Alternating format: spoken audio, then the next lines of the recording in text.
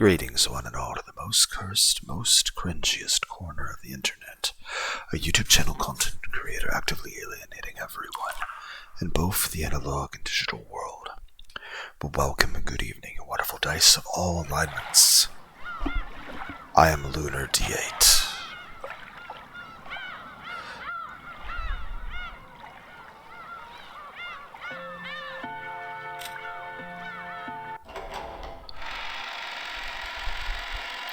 We're still in the middle of a tea party. That's right. Beatrice-sama does exist. I hate to admit it, but I've got no choice, because it's obvious that our 19th person, a witch, was involved. Many things happened that'd be impossible for humans. During the story, we tried to deny that in all sorts of ways, but now I can say it for sure. Each crime, every single one, would have been impossible for a human. They'd be impossible to carry out unless it was the witch Beatrice, using all of the power magic could provide. The culprit was a witch. That point's perfectly clear. Heh, long live Beatrice, ha ha ha. Ooh, everyone believed. I'm so glad, ooh. Gods and witches might seem terrifying to people who are frightened of them, but I think they must be affectionate to those who believe in and respect them. I think you're right. So, this murder case game is finally over. Now's the time to pull ourselves together and try hard to solve the riddle of the epitaph, just like Beatrice said, right? Ooh, I agree. Beatrice will definitely be happy. Ha ha ha ha ha. Everyone ignored that letter during the story.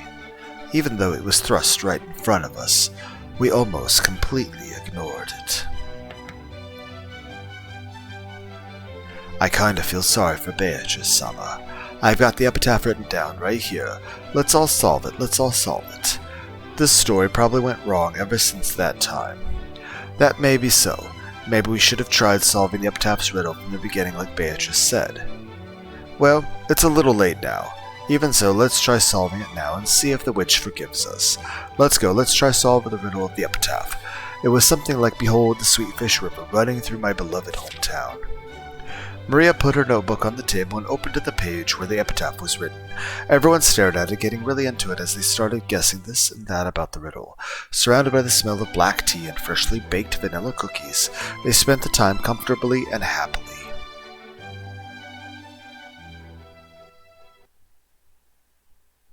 Hold on a second, you guys. But Battler spoke in a way that cut through the conversation. His expression looked a little unhappy. What could he not like about all of this fun? I've been listening to you guys for a while, but why did you all stop thinking? Why are you so sure that the witch was behind all of this? Don't you realize something like that can't exist? With just those words, the happy atmosphere surrounding the tea party evaporated in an instant. George and Jessica, and Shannon and Cannon, and Maria, all of them stared blankly, wondering what in the world Battler was talking about.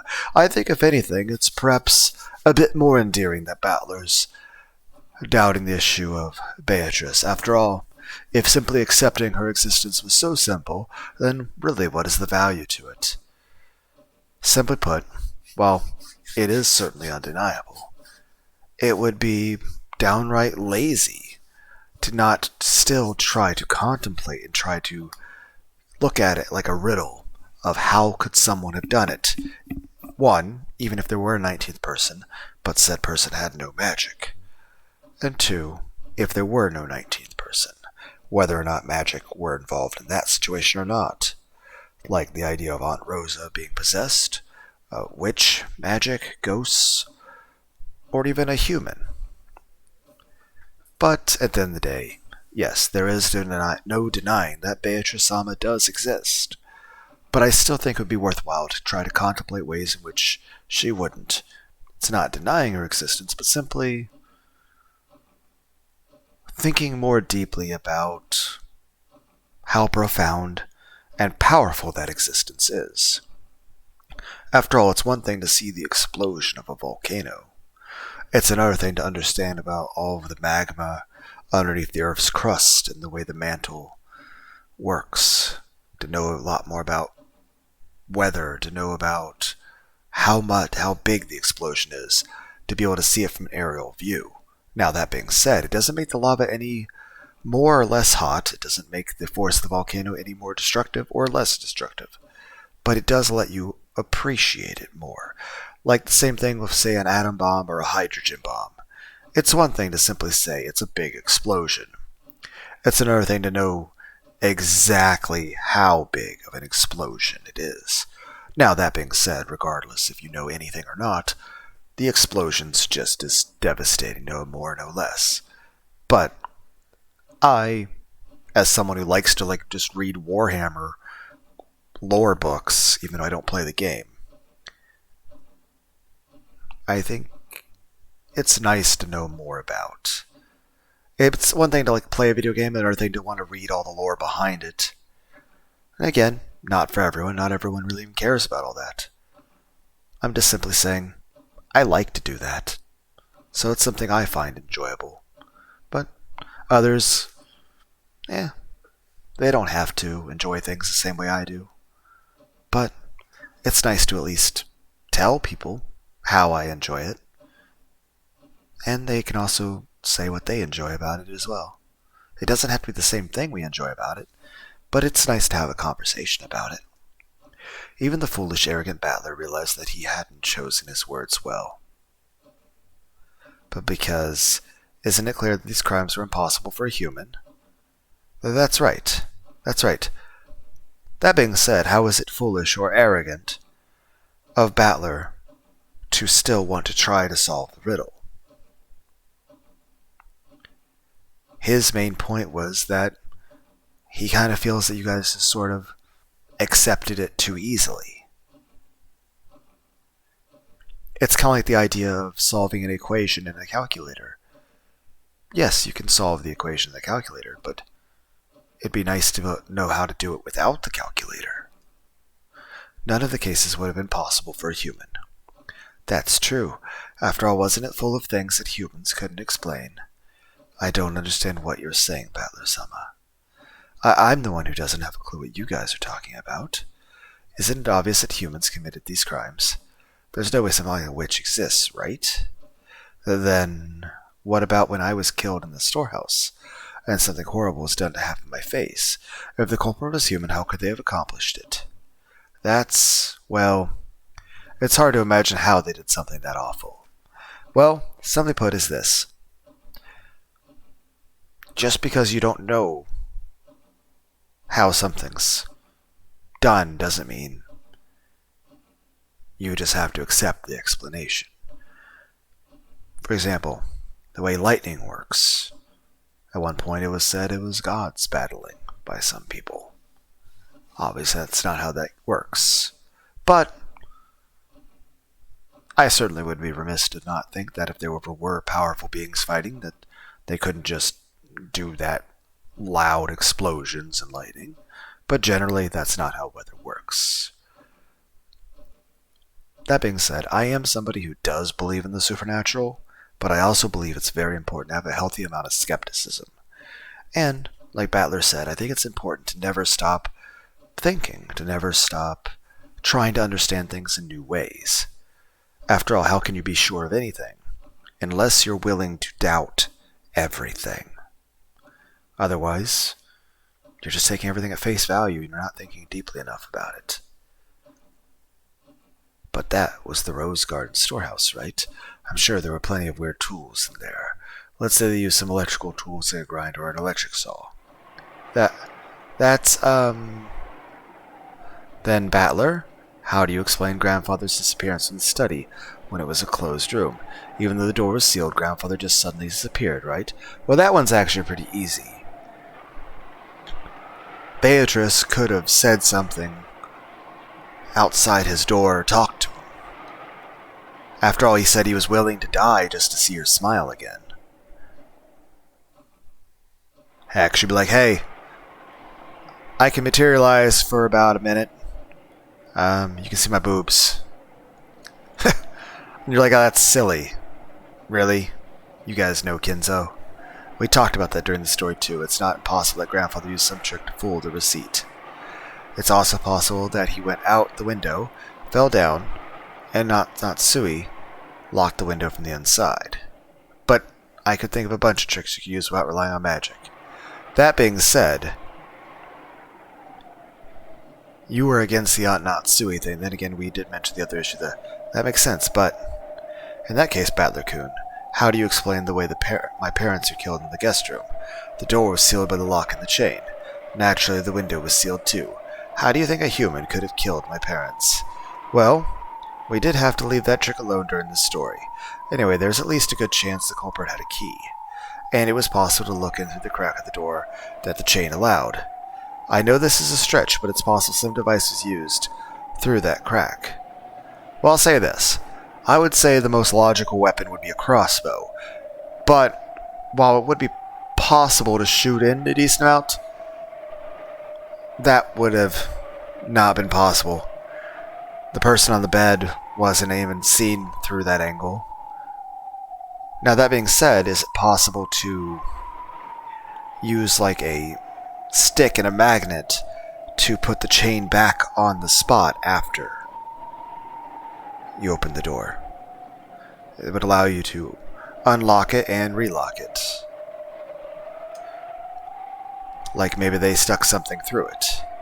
Well, even though a door chain is incredibly simple, it's a big factor in setting up a closed room. Still, there's probably some closed room trick they could have used. If you bought some closed room mystery novels from the bookstore, you could probably find some trick that fits perfectly. The main point is this: Battler's simply asserting one simple thing. Just because he doesn't know a solution to a problem doesn't mean no such solution exists. He's willing to admit his own ignorance on how you would say lockpick something.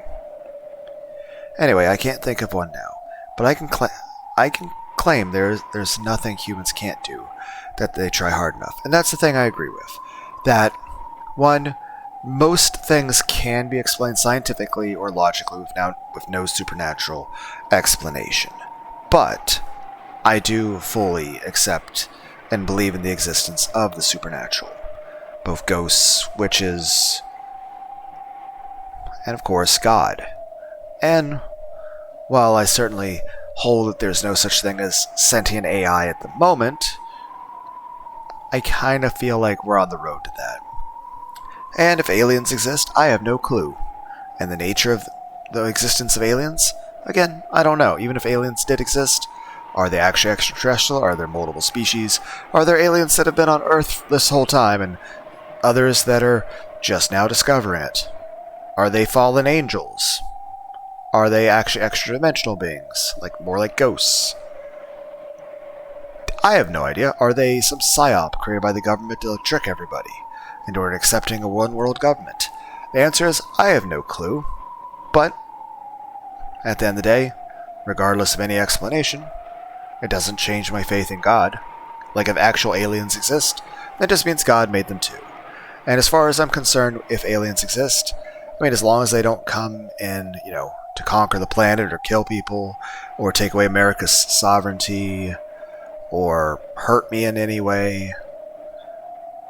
And, they don't have to believe in Jesus, but they can't tell people they can't believe in Jesus. Simply put, aliens don't have to have the same religious beliefs as me, but they're not allowed to stop me from believing in Jesus or God. Or force me to get, microchips or something inside my body. Isn't that argument horribly irrational? It's just ridiculous to claim that it's possible for a human to do something even though you can't explain how. It's also irrational to claim that a human can't do something just because I don't understand how. It'd be like if you're a person arguing the guns can't exist because you don't know how a gun works. That's not... It'd be like saying nuclear bombs can't exist because you don't understand how a nuclear bomb functions. Now, that being said, arguing that it is possible for a human to do things, I would still say that it doesn't rule out that Beatrice exists. And honestly, that is the most logical explanation, given the fact that I accept supernatural as part of the natural world itself. But you shouldn't take things to extremes. Simply put, some things have a logical explanation, some things don't have a logical explanation. And sometimes if things don't have a logical explanation, it's either a logical explanation you don't actually currently understand, or it is something supernatural. But just because you accept one supernatural thing doesn't mean everything's supernatural. Simply put, supernatural and magic do exist, but, well, if they were so common to be easily accepted, then everybody would believe in it and it would be part of everyday life. Why is that ridiculous? Why did all of you stop thinking? Even something that looks impossible has to be doable. Doesn't it always work like that? Battler, you're the one being ridiculous. If you think a human could have done it, try explaining how. You can't, can you? And you're okay with saying the culprit is a witch, just because I can't explain it. With that argument, all the unsolved crimes of the world can be resolved by saying a witch is the culprit. Another aspect is this. You say a witch did it. Even if we accept that explanation, well, here's the thing. Can you explain how the magic works? Can you explain what magic ability she used to carve up people's faces? Simply put, whether we're talking about advanced science or advanced magic, well, there's lots of things most people wouldn't actually know. Battler, you're sidestepping the issue, and you aren't explaining anything. We're saying a human couldn't have done it. Therefore, the culprit is something that isn't human, and that something is a witch. And yet you keep arbitrarily deciding that witches are impossible, even though you can't explain anything. Kihi, it's almost like humanity was during the Dark Ages, like those fools who claimed the heavens spun around the earth, those who said the earth couldn't be spinning, even though they couldn't explain why. That kind of argument kind of pisses me off. So this is basically what you're trying to say. If I can't explain how a human could do it, then I must accept the culprit as a witch. It's not like we're forcing you to go that far. We were just wondering on what basis you can say such nonsense. Nonsense? Hey, have I really been saying something that weird just now? Am I the one who's crazy? You guys are really starting to freak me out. Battler-sama, when I died in the boiler room, I was killed by a 19th person who shouldn't exist. Can you explain how a human couldn't have done that? At the time, the locations of the 18 were well known. Even so, I was killed. We talked about it in the story as well, right? Kumasawa Bachan, for example. She said she followed right in after you and headed down the boiler room, but we can't know for sure whether that was a lie or not. For all we know, she might have entered the boiler room with you and caught you by surprise. Or maybe when you sidestepped into the boiler room, you activated some kind of trap. Or one that might have been set up to hit you with one of those ice picks. After all, the stinky grandfather's body was coming from the incinerator. Someone was bound to go in and check, so if the culprit set up a trap beforehand, they could easily stayed away from that place and used the time of Canon's death to create an alibi. You talk about a trap in the boiler room, but what kind of trap could that be? That's right. Following his death, everyone immediately ran over to the boiler room. If there were a trap, we would have found it. But we definitely didn't find any kind of weird device, did we? That is correct. Battler-son, what kind of trap could I have been killed with? Well, I don't know that. But anyway, they must have used some kind of clever trap, or maybe someone's lying. I think, like I said, Aunt Rosa possessed using a crossbow and then ran. Or what about this? Canon-kun, what if the whole thing was just you play acting? That doesn't make sense. That's it, you were play acting. Ane and Uncle Hideyoshi were also play acting. Okay, this is... That's grasping too far. And actually, going on that line of reasoning is a bit rude. They made the closed room themselves, and were only pretending to be dead. Now that being said, obviously, in any kind of discussion, no topic should be taboo. But at the same time, you have to have some amount of tact. Battler, has your head been feeling okay? Should I bring some cold drinks? Don't look at me with those pitying eyes. I'm not saying something that crazy, right? I'm just pointing out some possibilities you might find if you think of it all as a trick. Look, isn't it pretty classic trick in mystery stories to have one of the victims just be playing dead? A classic trick. Again, obviously in the circumstances for Canon or Ava or Hideyoshi to be playing dead was ridiculous. But it is certainly possible that one of the victims may not have been dead. In other words, when Kaninku was killed, we knew for sure where all the rest of us were, and let's assume that Kumasawa-chan wasn't lying.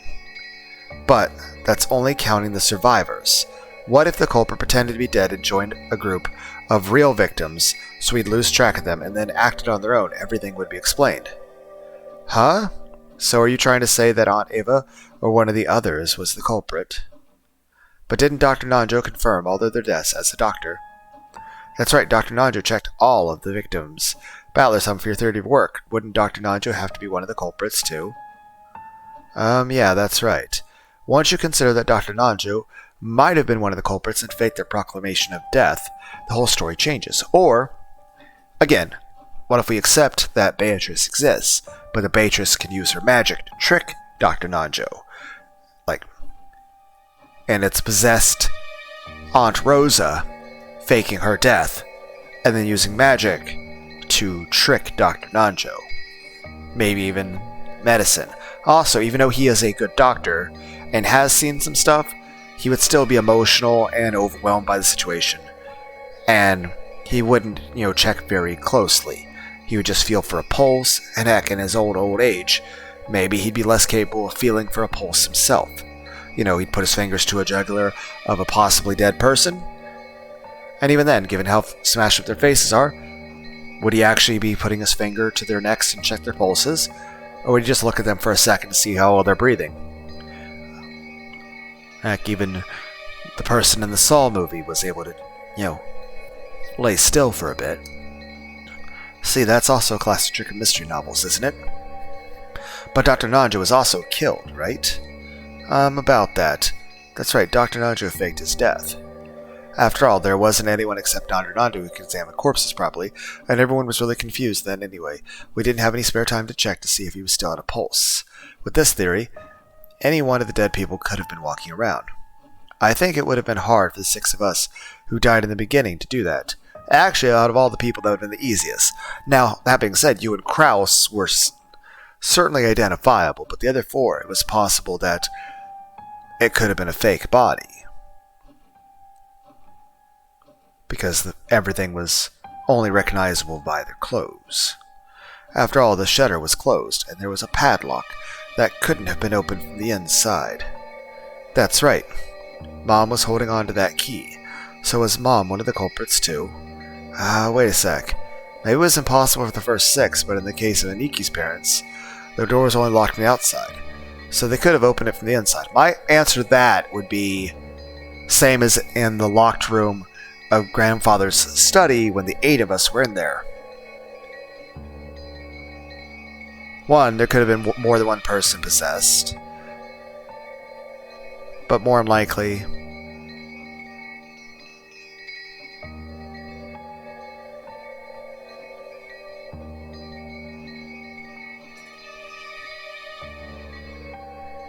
there was an extra person hiding inside the room.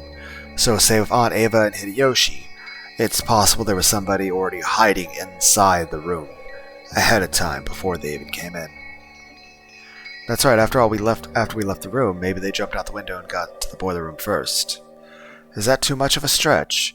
Or maybe Dr. Nanjo made a mistake when examining the corpses. Look, he said it himself, right? He said there's a very high probability of making a mistake when examining corpses. Though he's more so talking about time of death and not whether or not they're alive or not. If you disguised it well enough or prepared a substitute body, you could fake your own death. Let's leave the method or trick they used for later. And you see, it's not hard to deny a 19th person existed, right? Much less a witch, right? At least that much is completely impossible. I'll say this, it is possible to explain, and like I said, there's still possibilities in which Beatrice existed, but she did things in a different way. I don't know why you've been trying so stubbornly to say that one of us is the culprit. Kihi? In other words, you want to suspect one of your relatives? That's not it. It's just that I can't easily accept that a 19th person existed, and even if one did, I think we should construct our argument from the point of view that the culprit was a human. I'll only accept that as a witch in desperation at the very end, after everything else has been disproved. There's no way witches exist, right? Why has everyone been so casually accepting that the culprit was a witch? I think it's great how your family love makes you hate the thought of someone close to you as a murderer, but is it okay to let that fool you? Don't you want to find the detestable culprit who killed so many people? Aniki, don't you want to avenge your parents? Jessica, don't you want to avenge Cannon-kun? And Cannon-kun, don't you want to avenge Shannon-chan? Shannon-chan, you should at least want to know who it was that killed you. Why has everyone totally surrendered and decided the culprit was a witch? What's wrong with all of you? The foolish and short-tempered battler tried to force his ignorance on the others and yelled at them. Is Beatrice narrating this? Like, I feel like it's wrong to call him short-tempered and foolish in this situation. I feel like that's showing a bit of bias against Battler by the narrator, and a bit of bias toward the belief in Beatrice. Now, of course, I am saying that Beatrice is real, but it would still be very interesting to try to figure out how it would be possible for a human to do it. If anything, it just lends more credence to how capable the magic used by Beatrice is. If you try to recreate it using science, and you fail, either you succeed and prove the ingenuity and genius of humans, or you fail and prove just how special the magic is. No matter what, something good comes of it, and it's enjoyable, and you, well, use your brain, critical thinking. Even if you have a perfectly good explanation, it's still good to try to think things through even more, rather than just accepting things at face value. However, everyone just looked at him pityingly, silently watching over him. At the time, the wise Maria laughed and pointed out Battler's mistake. I'm shocked. All I see is you repeating this nonsense, thinking you figured something out, Battler. So, what's next? How would a human do it? In practical terms, I mean. I imagine you'll say I just can't think of anything now, or some kind of device, using abstract words to run away and evade the topic. I mean, that's where you accept your own limitations, and he goes and tries to ask people who have more experience how they would do. What I really want to know, Battler, is this. Why don't you believe in Beatrice? She exists, so why don't you believe? Because she doesn't exist. Witches don't exist. There's no way. It was almost like a spoiled child who just doesn't want to accept something. The pitying gazes quietly closed in around Battler, but they didn't reach his stubborn heart. You realize that you're acting just like a spoiled brat throwing a tantrum, right? Battler-sama, I understand your feelings, but Beatrice does exist.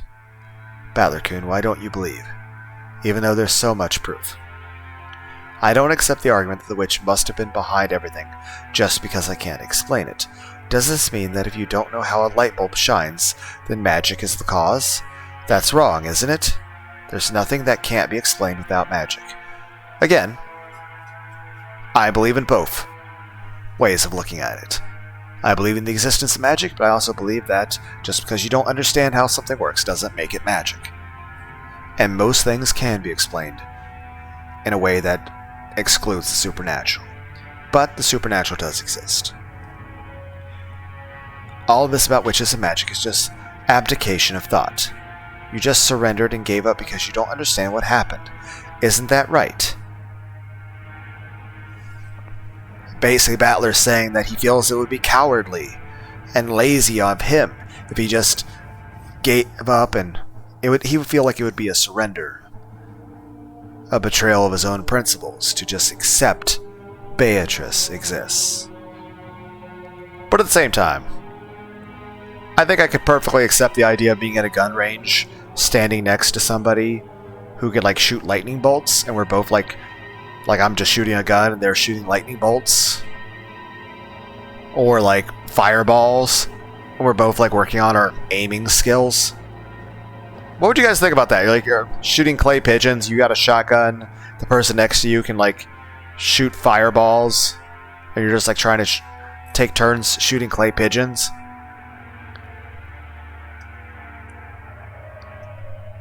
Well, unsurprising, it looks like you alone won't believe no matter what, Battler. If even a single person doesn't believe, the miracle won't occur. So if you don't rethink your ignorant theories, the miracle, the magic won't be completed. Heh. Now I see. I finally figured it out. So in other words, you guys are trying to force me to say the witch exists, right? A lie that everyone accepts becomes the truth. Is that what this is all about? It also reminds me a lot of creepypastas, even scary ghost stories, where in order for certain things to change in reality, humans have to accept it. A lot of those creepypastas became very, very...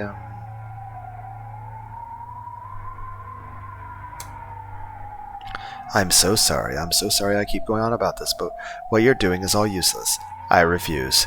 You guys are all pressing me, and that's why it's all useless. Why? Sorry, but why don't you let me spin the chessboard round one last time? If you want to force me to accept that there's a witch, there's a really easy way, and it's not the indirect way of saying it must be a witch because humans couldn't have done it. All you have to do is show me a witch doing it with magic. Furthermore, what Maria said earlier is what'll really dig her grave. You said that if even one person doesn't believe, a miracle won't occur. But real miracles happen whether people believe in them or not, even if I alone don't believe. So any miracles or magic or witches that exist only because I believe in them are downright lies.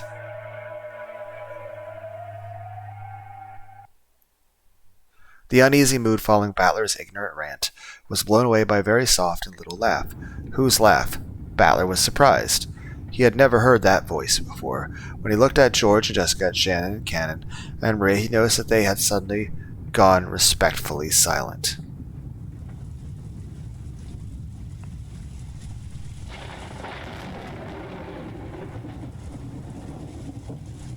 Beatrice.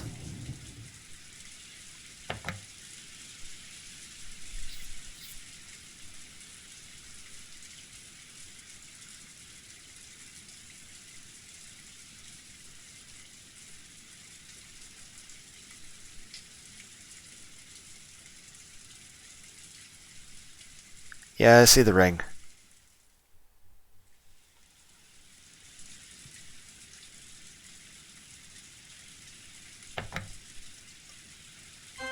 How amusing.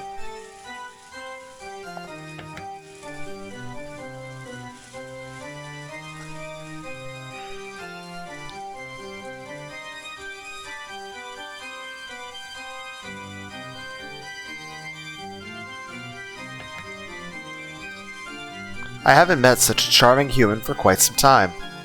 What? Who are you? Don't you even know the host of the tea party you were invited to? How amusing indeed. Cackle, cackle. This is Beatrice-sama, the Golden Witch, who has lived for 1,000 years. It is an honor to be graced with your presence, Beatrice-sama. Am I the only one who's like, my main pressing thought here is, if you're 1,000 years old, where were you born? Like, what country? What kind of childhood did this person have? Please forgive Battler Coon's ranting. This guy's just stubborn and he still doesn't understand the situation he's in. Cackle, cackle, cackle.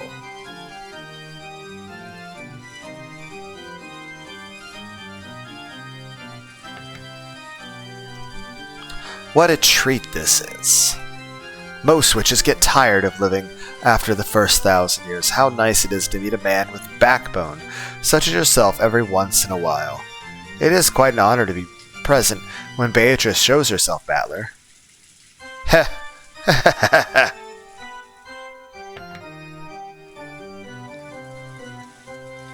How astonishing. Are you really that desperate to make me believe that a witch, that a 19th person is the culprit?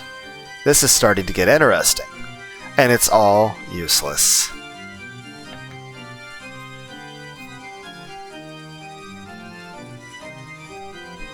You must be the illusion that Maria and the others call the witch Beatrice, and you'll only be allowed to exist if everyone believes it. You have that kind of half-existence, right? That's why you want to make me believe too. You can't exist because I alone don't believe in you. Isn't that right?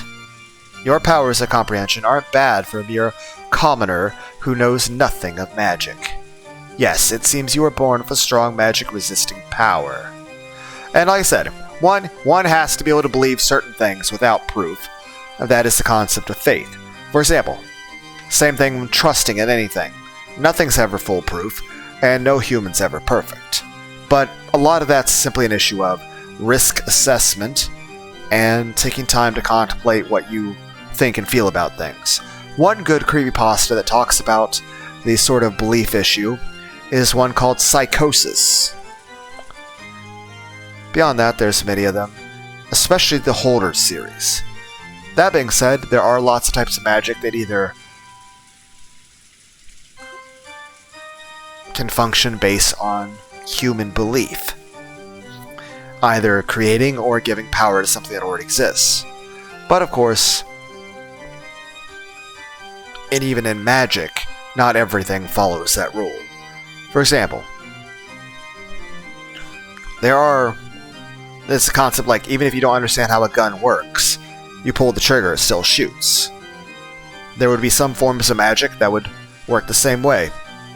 You don't have to understand anything about it. Just point and click. Point and pull. But other things you have to believe in, other things you have to understand.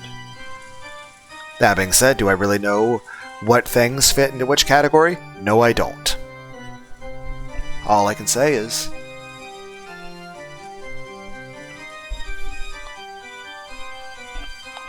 it's a little bit more complicated than I understand. You're a natural enemy of us witches. No matter how much we turn your world upside down, you never believe in us. Therefore the magic won't succeed. I accept that attitude of yours. Cackle, cackle. I've got no clue what you're saying, hee hee. It's very kind of you to go all the trouble showing yourself to us, but I don't believe you exist in the slightest. It's true that many strange things happened during those 2 days. Like Maria said earlier, even though I think all the tricks could be explained, I still can't lay out the practical details of each one.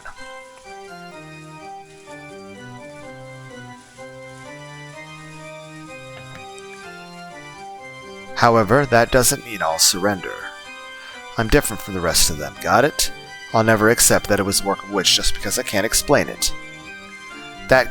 This keeps getting more amusing.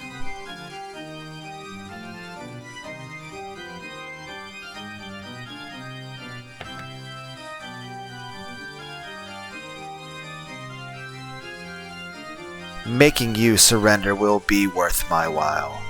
You're just the kind of man I'd like to force into praising my name. I'd love to try making a man like you kiss my toes. You. Cackle, cackle, cackle. You want to talk nonsense, talk all you want. I deny you exist. I'll explain all these events with humans and tricks. There's no room for even a speck of magic or witches. Wonderful. What a perfect way to divert oneself from 1,000 years of boredom. Then let me ask you.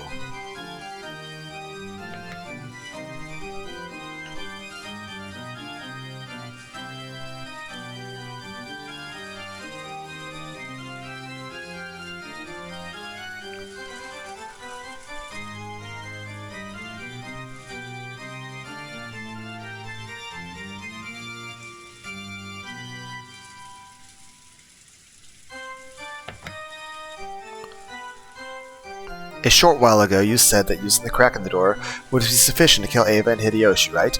Explain how they could have been killed using some human trick. I think my main thing to say to you, Beatrice, is this.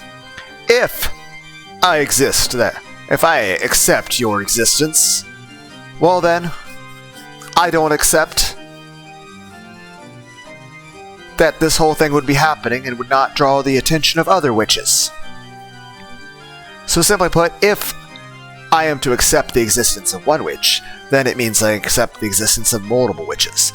And if I accept the existence of this witch who finds this situation interesting, then I would then have to accept that there is no situation in which, if one witch exists, that there aren't other witches that exist, and that if the other witches exist, then it must be absolutely impossible for them not to be interested in one way or another in these circumstances unfolding.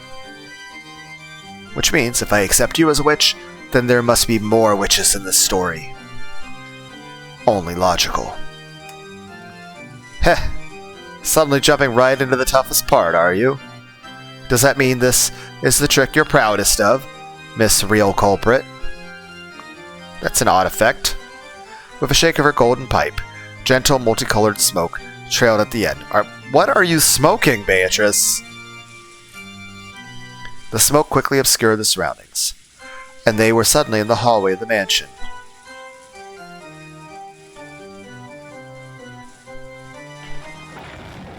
The door in front of them slightly opened, but secured by the chain was... That's right, it's the door to the room where Eva and Hideyoshi were killed. Nice trick. Very well. Show me what you would do through this small crack, Battler. They probably had some device to shoot those at. Crossbow. It's a crossbow. Ice picks if they use that. How would they reach Eva over on the bed when you can't see that far through this crack? And how would they reach Hideyoshi in the bathroom with the door shut? I do agree with that. While I do think more like the ice picks are being launched by a crossbow, one, using a crossbow in such a location just to shoot through a door like that would, one, cause damage to the door. Two, aiming would be difficult, so you wouldn't get a clean shot in the head, unless she's like really good at Call of Duty. But three is this, the locations of the people you wouldn't be able to get to.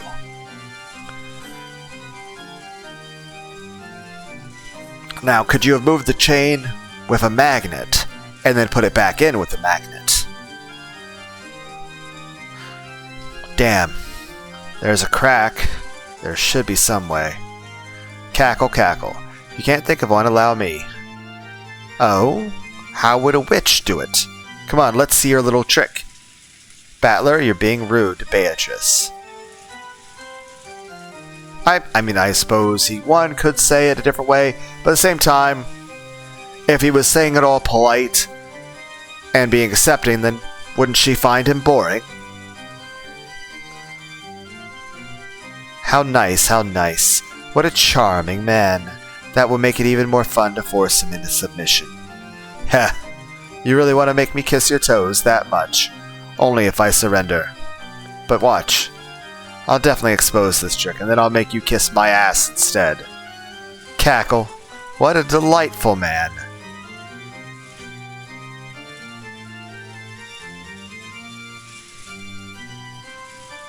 She's just sort of enjoying the, because at the end of the day, if you simply have someone agree with everything you say, they're just a yes man. And, of course, you don't want someone who's just arguing with you without being able to try to argue with logic. Because then you just have some stupid moron who's just yelling at you and yelling insults and refusing to... Whereas Battler, one, isn't just some simple yes man. He's actually having his own opinion and his own disagreement with her, and he isn't just backing down easily. But at the same time, he's making well-articulated arguments, and he isn't just yelling insults. He's trying to actually use his mind to argue his own difference of opinion. Beatrice is getting a proper conversation, which she would not get out of any of the others. I'll remember that promise. Weak witches kiss the behinds of demons to gain power.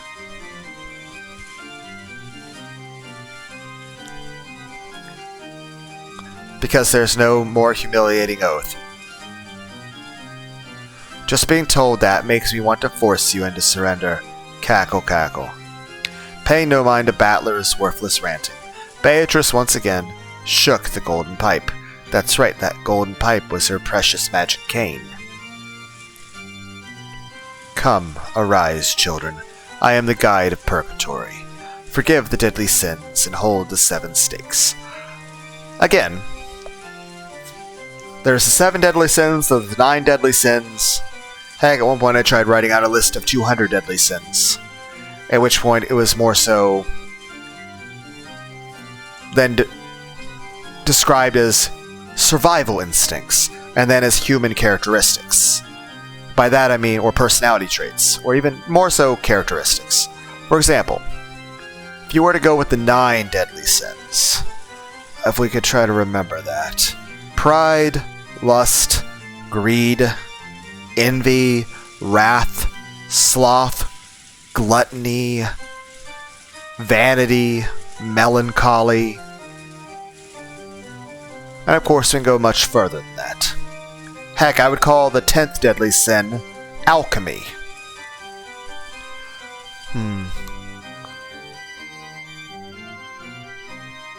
That being said, alchemy as a deadly sin could be described in many different ways.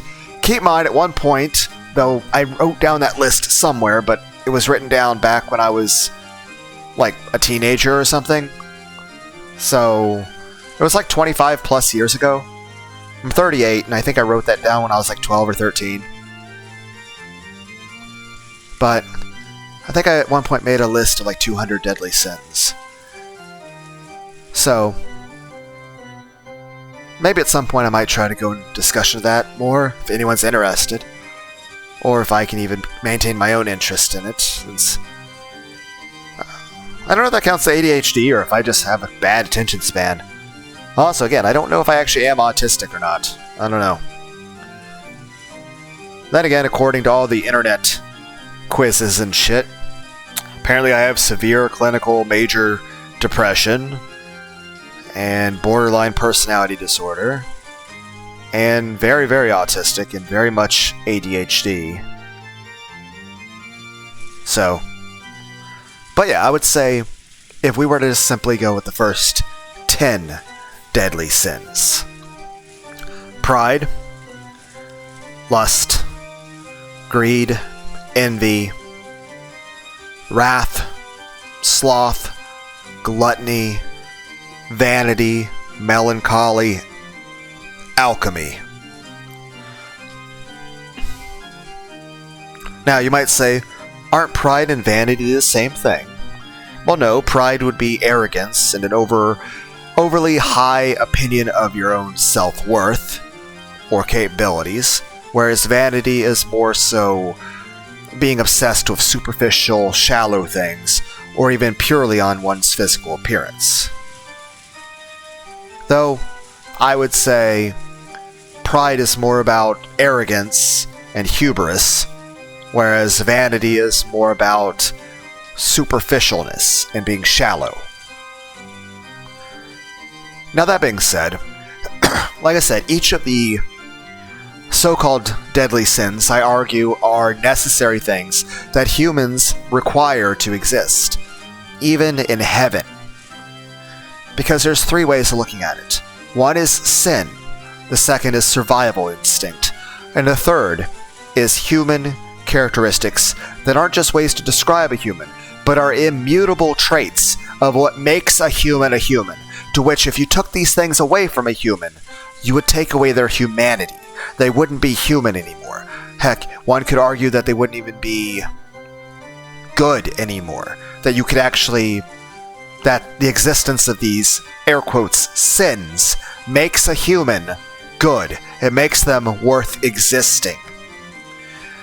It gives value to the fact that we were created in the first place. Now, how can I argue this? Simple. 1. Sin, in the original description of the term, can mean multiple things. 1, obviously, people could look at sin as evil. Another way, people could look at sin as disobedience, particularly toward God, or anything that is against the sacred. Another definition of sin, particularly in the way it's described and translated in Greek translations, is error, means to fall short of perfection. It doesn't necessarily mean evil. It doesn't mean to do anything wrong in terms of morality, but rather to fall short of perfection. So obviously, if you were to ask about a sin, well, are you asking if a person's committing evil? Are you asking if someone's committing disobedience? Are you asking if someone is doing something not in alignment with what is considered good? Or are you asking if someone's doing something that goes against something that's considered moral, and even then, by whose moral standard? And even then there's the idea of this. if you're just asking of someone if they're perfect. At that point, one could simply say it's a sin to be in an archery range and miss the target. You didn't commit any wrong, but you missed. You failed in the task that you had sought out to do. Now, that being said, regardless of any definition in this situation in which you use the word for sin, the traditional understanding of each of the deadly sins still applies. For example, greed. Whether or not you argue it's a moral thing or not, the biggest issue, I would say, where something is a sin is where the existence of this trait is causing you harm. For example, let's take lust. If you were to commit adultery, or were to just go out and just start randomly having sex with people, obviously there's concerns about unwanted pregnancies, STDs, possibly fucking someone else's spouse and them being angry. After all, even Jesus said that it was better to pluck out one's eye than to have themselves, thrown entirely into hell, at which point it's simply an issue. This, for example, say you see a beautiful woman. Well, it would not do you any good to wind up pursuing this person if it's someone else's wife or their daughter that's not yet betrothed, since back then they took that stuff very seriously in terms of the person wasn't betrothed yet. Well, then they weren't ready to be married. And obviously, if you fuck someone else's husband, wife, well, their spouse will be angry. And not only would there be legal issues, but that person may choose to be violent. The statement is simply this: one should be aware that making certain negative things could have very bad consequences. For example, shooting at an archery range, simply missing the target, yes, you committed an error, you missed, you fell short of the perfection of hitting the target. But if someone also is next to the target and you shoot them by accident, well, obviously much greater harm has come. So then the idea is this: do you then argue sin is any action that then would come harm to you? But then again, there's many situations where people do good things and, well, bad comes to them trying to accomplish something good. But at this point, we're arguing semantics. The main point being is this: there's three ways you can look at this. Sin, regardless of how you define the word sin, or survival trait, or human characteristic. Take lust. If we argue it purely as a sin, then the question is, in what ways is lust harmful to a person, or harmful to society, or harmful to others? Now, that being said, one could then say the same way many virtues can be vices if taken to extremes. A lot of things are about moderation. It's rather than going with the default idea that many people want to go with stoicism, where stoicism is the denial of all those instincts and having complete control over one's emotions. Rather, one should be able to have the ability to control those emotions, but to understand them and understand what passions guide you. Simply put is this: stoicism is the idea of not being driven by your passions and controlled by them, but rather denying them. But what if instead of denying them, you simply understand what passions you have? And, for example, Odysseus said, "There's a time and a place to be angry. To be angry is easy, but to be angry at the right person, at the right time, at the right place, for the right reason, that is difficult." In of itself, anger, hate, even violence are not inherently evil. But to use them in foolish situations would be foolish. Simply put, there are situations in which lust and pride and wrath are good things. But there are also many situations in which they're bad things. They're not... Nominally, they're argued as sins because they are driving forces of what pushes humans to do things. They are motivating factors, primarily based on desires or emotions, particularly strong emotions. And a lot of times, those strong emotions can compel someone to do something that is wrong, whether it be harmful to them or even morally wrong. But again, like I said, then we have the argument of what do we define as being morally correct? After all, one could even then argue about the differences in translations when it comes to the Ten Commandments.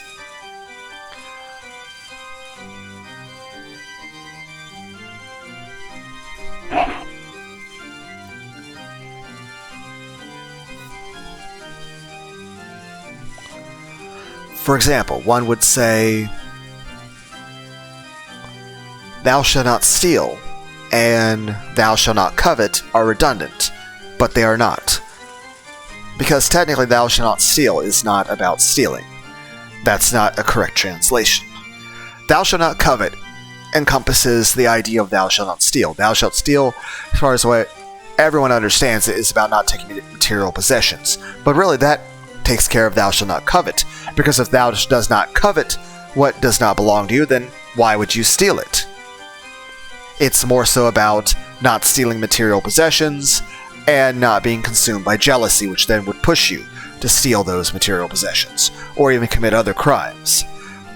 So "thou shalt not covet" covers both of those ideas. Whereas the real translation of "thou shalt not steal" is more accurately put as "thou shalt not kidnap." But that could also be inferred to mean other things, such as "thou shalt not falsely imprison," or "thou shalt not own slaves." But at its basis form, it's "thou shalt not kidnap." So basically, don't kidnap people, don't falsely imprison people, don't have slaves. Heck, don't even take hostages. Heck, it could even argue against putting someone into some sort of, say, high-interest loan where you basically have that leverage against them. Heck, one could even describe it as "thou shalt not misuse their power of authority over others." So, at that situation, the "thou shalt not steal" then evolves into a concept of that even if you're an employer or even a king, that even a king should not misuse their authority and power even against a peasant. And I would argue that while a peasant should treat the king with respect and have obedience and fealty, there are certain lines that even the king should not cross against a peasant. And even then, the king should honor his word to the peasant and should not be overly cruel or expect the impossible. And at the end of the day, regardless, even if the king is the greatest king to ever be and the peasant is literally just a lowly peasant, the lowly peasant still deserves to be treated with human decency and dignity. Now, don't be wrong. The peasant still owes their fealty, their loyalty, and their respect, and politeness, and honor toward the king. But it doesn't mean they're just a piece of furniture either.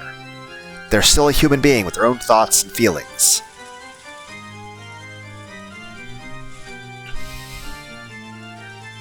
And there are certain standards of human decency and compassion that even the king should not trespass against.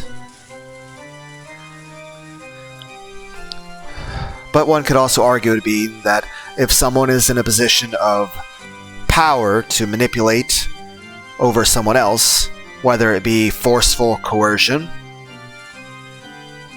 or even emotional manipulation, that would be wrong. It could also be used to argue the other way around, that if you're in a position of trust, whether it be someone as a co-partner of a business or even an employee, whether you're multiple kings dealing with one another, or even a peasant working for a king, you should be trustworthy, you should be loyal, you should respect your agreements. Simply put, to put it in corporate terms, embezzlement, coercion, extortion would be bad.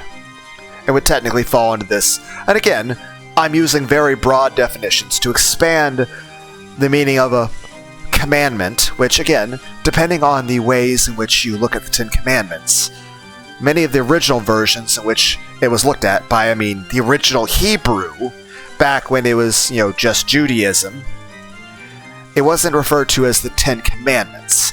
It was the 10 words, or the 10 sayings, which carries a lot different connotation than commandment. Heck, a lot of different things. You could have, what is it? I think it's the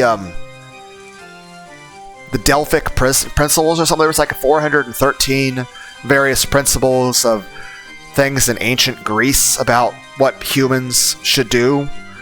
Heck, one could even look back at the Noahide principles from back before Noah.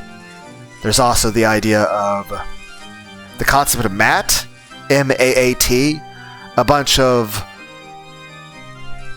Whereas a lot of the Ten Commandments are negative statements. Don't do this, don't do that.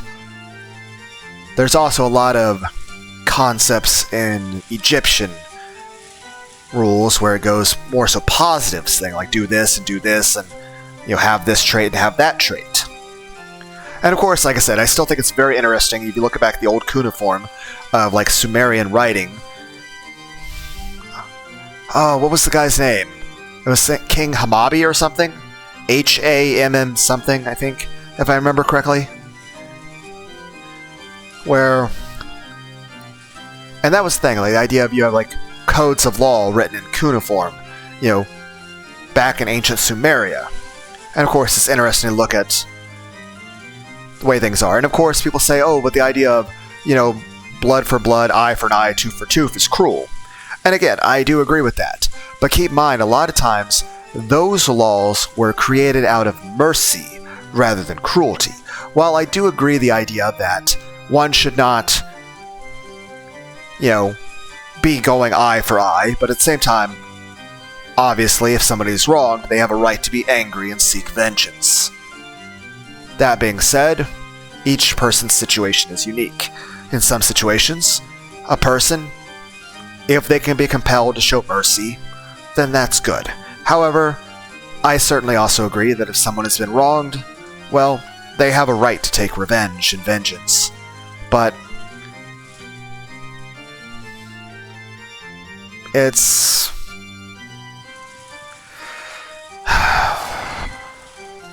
to each their own. Obviously, anyone in that situation would have thought about it very, very much. Now, it doesn't mean it's wrong for anyone to try to ask them to show mercy. That's perfectly acceptable. People can plead, like, hey, you should show this other person mercy. But they should also be mindful of the person who is seeking the vengeance, that, well, they were wronged in the first place. If you have such a huge problem with them taking revenge on the person who wronged them, then why didn't you have issue with the person who originally wronged them? Why didn't you protect the person wanting to take revenge? If you have such an issue of it being immoral for them to take revenge, then why didn't you protect or help that person to prevent the situation in which they need to take revenge in the first place for? It'd be like if person A gets stabbed and they want to stab person B because person B stabbed them. Okay, you have an issue with them stabbing person B in revenge, but if it's really so bad to stab person B, then why didn't you protect person A? Why are you valuing person B over person A? It seems kind of unfair. But at the same time, the whole idea of the eye for eye thing was more so about limiting damage, because a lot of times when people would take the revenge too far, like, okay, they'd lose an eye, and then they would basically, completely slaughter everyone else. It was more about, okay, this person wronged you, so you can wrong them back the amount they wronged you, but then stop. Whereas before that rule, the person would wrong the person who wronged them in the first place, but they would go, far worse than what was originally done to them. But again, that's also an understandable thing. One, the person's angry. And 2, it's a deterrent. And 3, at the end of the day, the person taking the revenge in that situation is doing so for the sake of vengeance, whereas the other person did it for less justifiable reasons. But the main point I'm saying is this. The 10 Commandments in Hebrew were just called the 10 words, or the 10 sayings.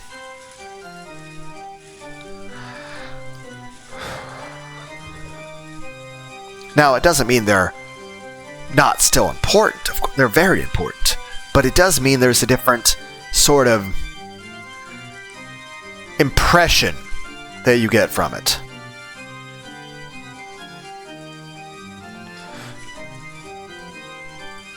That being said, yeah, and of course I did take certain liberties with expounding upon the concept of the other translation of thou shalt not steal. Thou shalt not kidnap, and then of course expounded that to even concepts of not, like a peasant not stealing from, and certain, whether it be like usury or like embezzlement or manipulating their circumstance to get, and again, I really can't think of a proper example, but you guys know what I mean. For example, say if there was a boss in a company, like a CEO or something, and he abused his authority as CEO to sexually harass his secretary. Well, I think that would actually apply in the commandment, which you guys know is thou shalt not steal, but then applies to then thou shalt not kidnap, but then also applies to thou shalt not abuse their authority. But also, like I said, thou shalt not kidnap, take hostages, falsely imprison, have slaves, abuse your authority. Go on with that. Or thou shalt not kill. Some people already say they know the difference in translations as thou shalt not murder, but really that's still not an accurate translation either. It's not thou shalt not kill, and it's not thou shalt not murder. It's thou shalt not unlawfully kill or murder. Thou shalt not unlawfully take life. Simply put, by that concept, it would then be 1, it's like multiple clauses at that point. Like, you shouldn't murder or kill people. But if the government's okay with it, keep in mind at that point the government and God were synonymous, because old Israel was a theocracy. Which, I'll say this, while I am a Christian, I do not want the laws of the country I live in to be based on religion. I am a strong believer in God and of Jesus. But I do not want my laws based on Christianity. I don't want my laws based on any religion. I want my laws based on common sense and logic.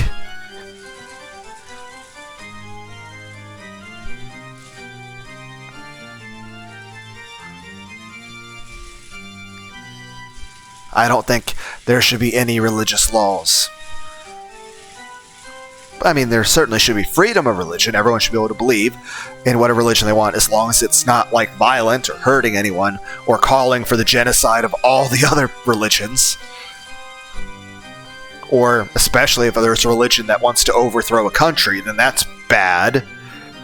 That's just psychotic, suicidal empathy to completely let people believe in a faith that's like, it'd be like, oh, this is this church, some satanic church that wants to overthrow America.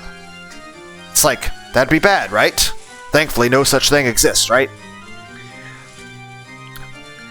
But main point being is this: it's thou shalt not murder unlawfully. Thou shalt not kill unlawfully.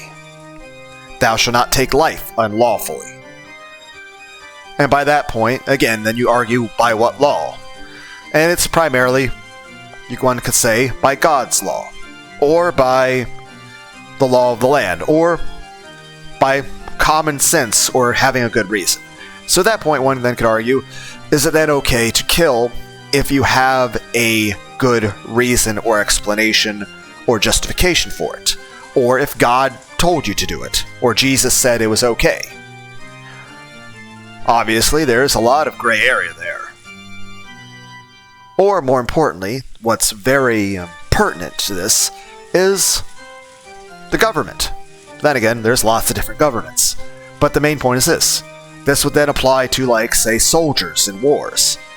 For example, a soldier in World War II, well, they certainly killed a lot of the Nazis, but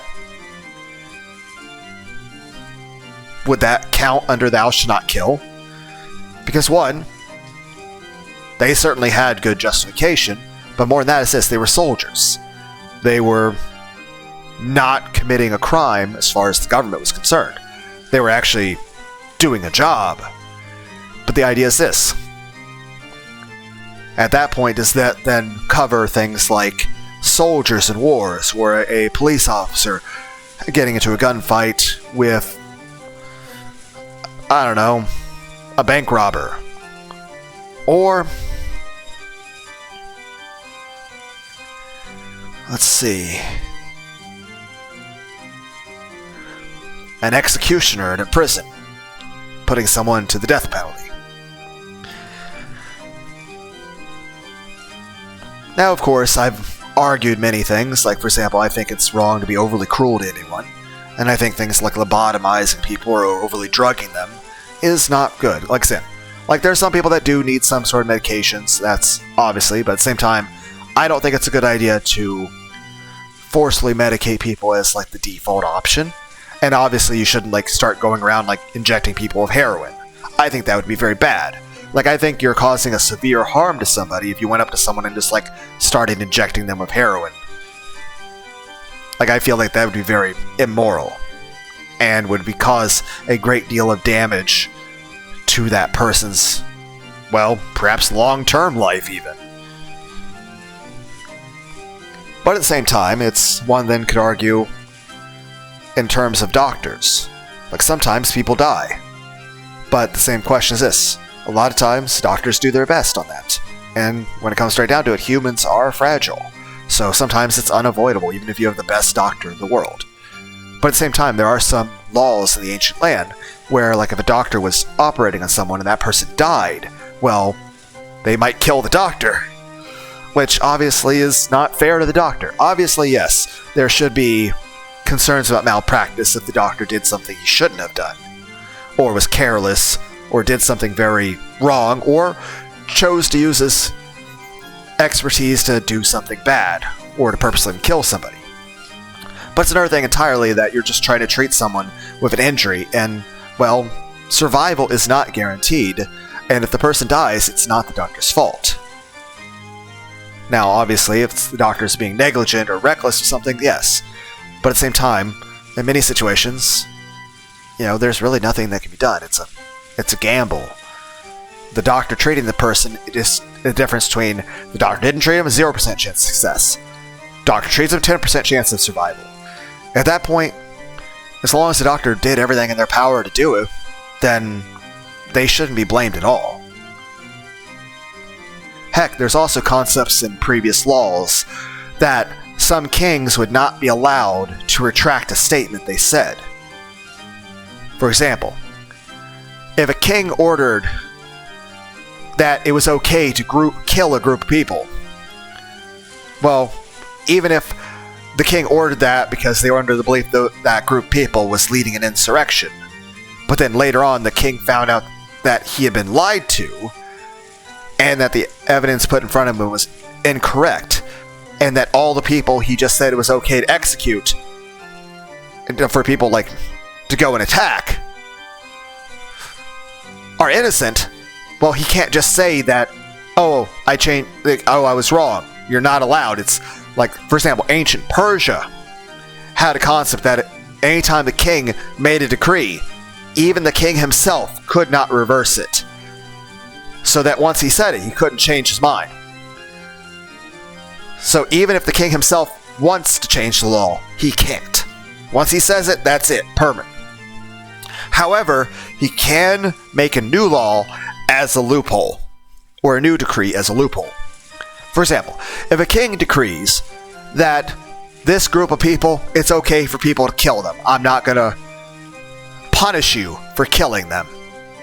Obviously, he can't take back that decree.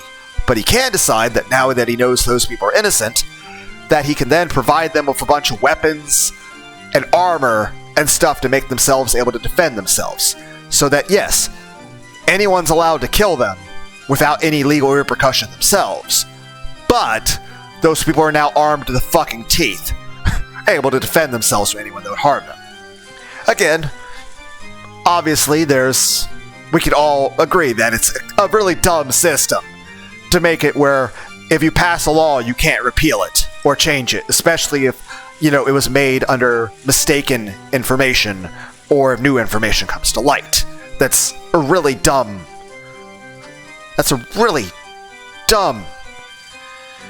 legal system. But that's literally something that's existed and was very common. So,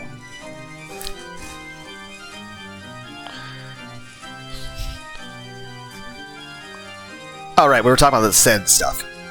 Like I said, lust is a sin in the regard that you're doing something that harms yourself. Like, for example, body count. I would argue that body count matters. But I would argue that it matters regardless of your gender or orientation. Simply because, one, while I would say there is nothing wrong with sex, and sex is completely normal and natural, I would also argue that, it's something very special, and it's something very emotionally and physically bonding between two people, and to just do that with, 1,000 people, I think would cause severe psychological harm to a person. Now, there's nothing wrong with people having sex, but if you go out and have sex with 100 plus people, I think that causes psychological damage to you. In the same regard, I would say that if you went out and didn't have sex with anyone, I feel like that would also be a bit of a psychological harm to you as well. I feel like sex does have a psychological benefit to a human in certain situations, but I would say primarily in a situation with it being someone that you find attractive and feel safe with. After all, I think physical intimacy should be a reflection, if not just... It should be I don't know the correct word, but I think physical intimacy should be based on emotional intimacy. And by that I mean, you should be physically intimate with somebody that you feel emotionally intimate toward. Meaning, you should only have sex with someone that you want to have a close emotional bond to, and someone that you actually trust and respect as a person. You should respect them as a human being and actually care about them. But maybe that's a bit of a hopeless romanticized, idyllic version of that.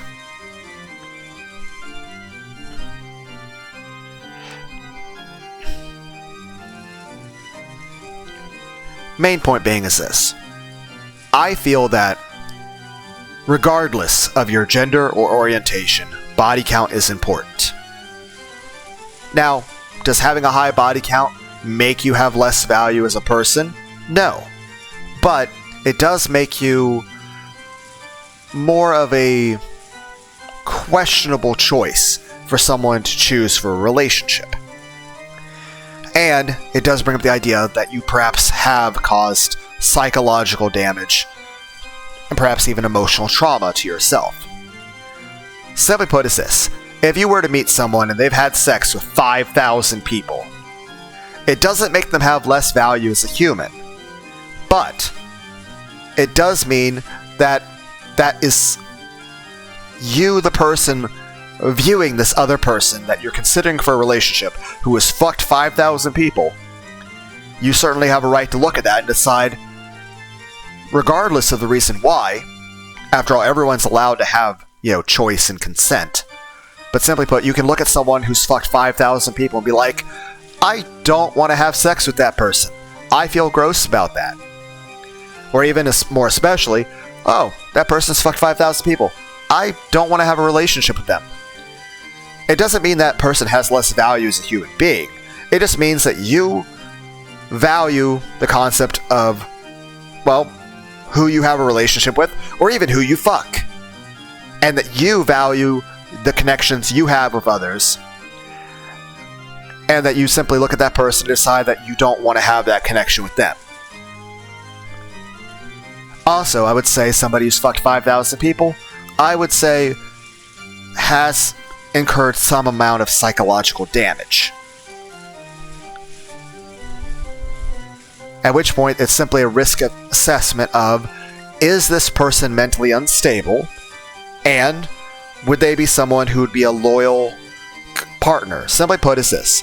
If you were a person considering having a relationship with someone who had 5,000 previous sexual partners, you would then consider the possibility of this. If they've already been with 5,000 other people, what is the likelihood that they would cheat? What is the likelihood that they would have a loving relationship? Also, would they have burned out their pair bonding skill? Would they still be capable of feeling things like love? Would anything about sex feel special to them? What kind of personality would they have?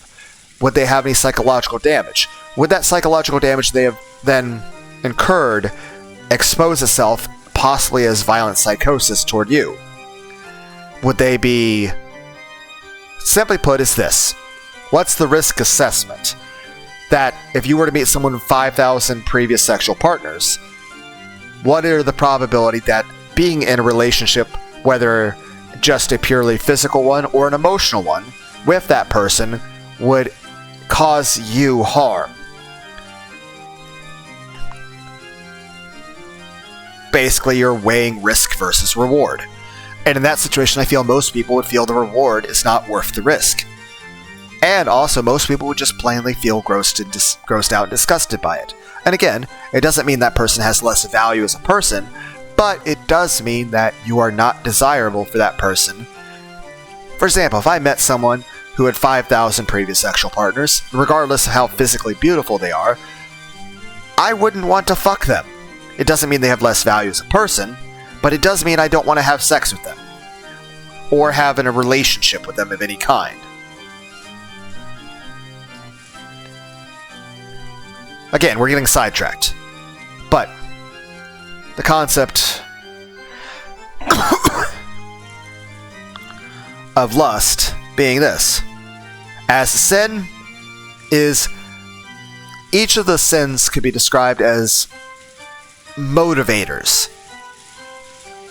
Obviously, there's nothing wrong in having the desire and having that motivation for sex, but doing it in a way that would bring you or others harm, well, that would be an error. Like, for example, if you're so driven by lust that you fuck someone else's wife, well, you've committed adultery.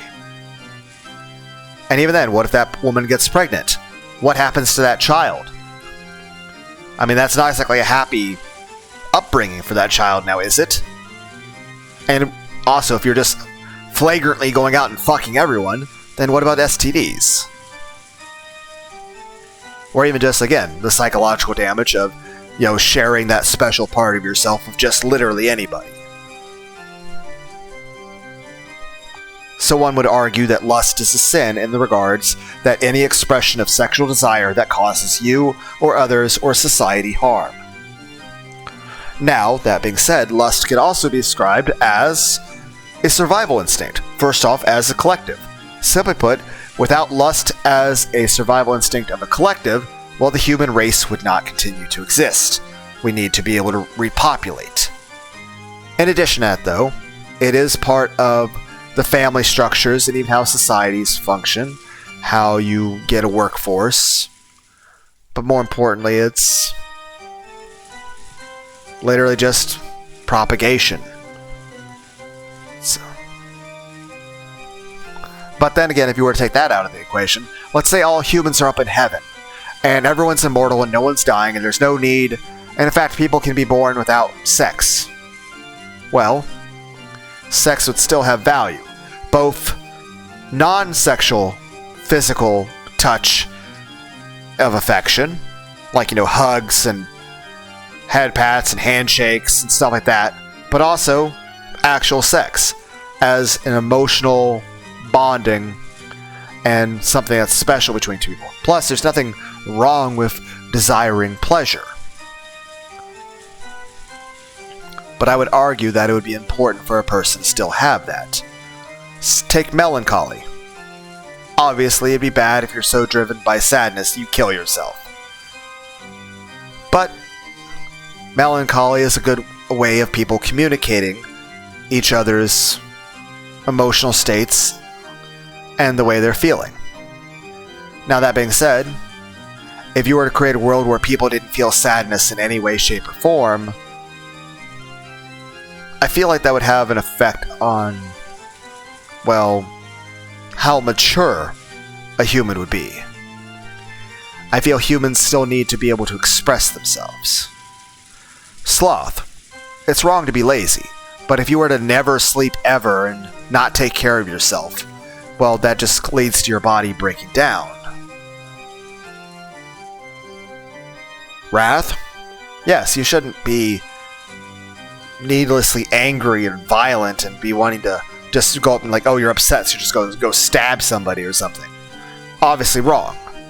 But at the same time, if, say, you're being attacked by people that intend to murder you, well, if at that point wrath and violence is you defending yourself or protecting others who are harmed, like say if you're a father and someone comes in and they want to like murder your wife and your children and the rest of your family and friends are there. But again, I would say go to Odysseus. Like, it's easy to be angry. What's hard is to be angry at the right time, for the right reason, for the right circumstance, against the right people. Again, I would recommend The Odyssey, particularly the movie The Odyssey.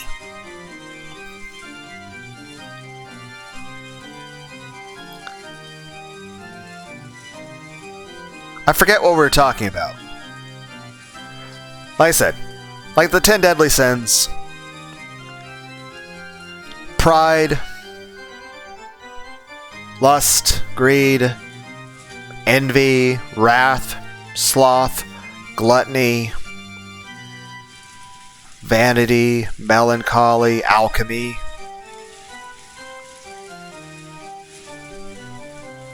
And like alchemy, one could argue that whether or not it's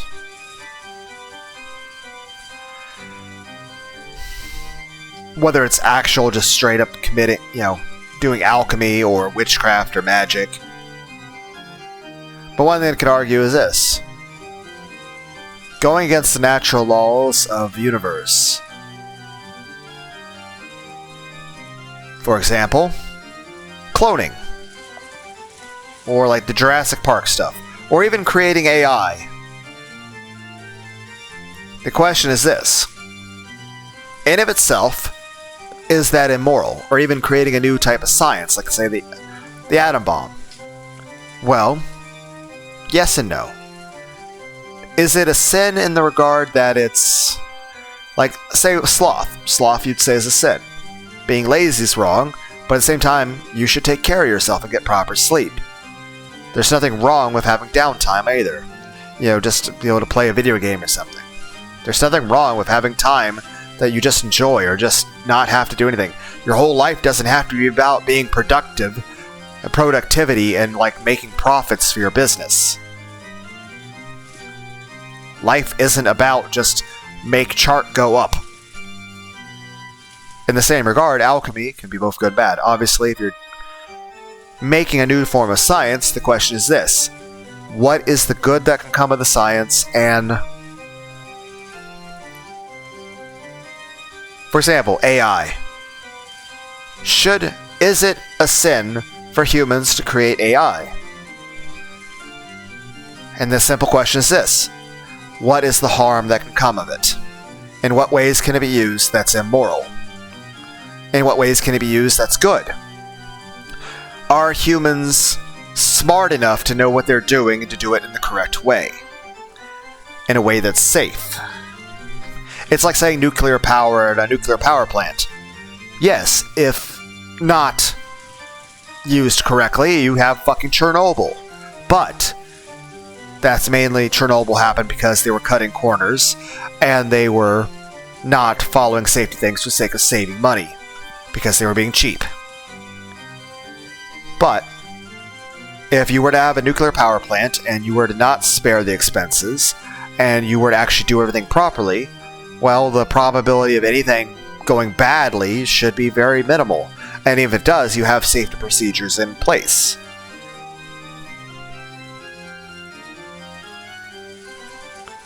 Main point is this. The argument is this. Each of the sins is a desire, a motivating factor for a human. A key component of what drives humans to behave a certain way. And I would say even alchemy is the same.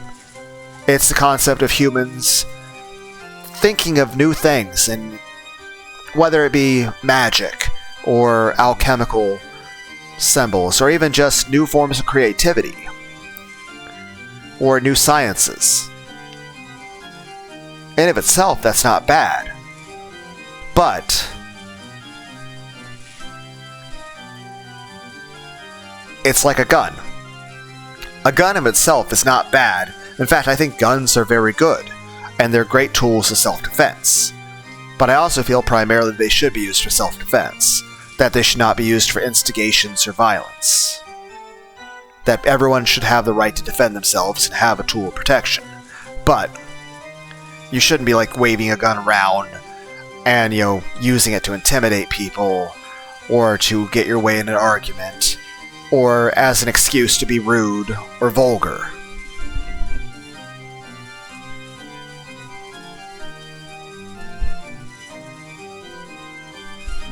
In the same regard, if you have a gun, you should use it responsibly. You shouldn't be like going around just shooting it in the air. You're like, oh yeah, I like that song. Bang, bang, bang, shooting in the air. Like, that's not very safe. You should know what you're doing, and you shouldn't be reckless. The same thing's true of science. Otherwise, we might have like a fucking umbrella corporation type thing happening. Basically, what I'm saying is that there's nothing wrong of science, or really of magic or alchemy in itself. But one should definitely be thinking about, one, do you know enough about what you're doing to mitigate any danger? And two, are you crossing any other moral boundaries? For example, Full Metal Alchemist. Obviously, using alchemy to move some energy from one place to another place to move some stuff, that's fine. But like, Shoe Tucker, combining a dog with a little girl into an abomination. No, that's not good.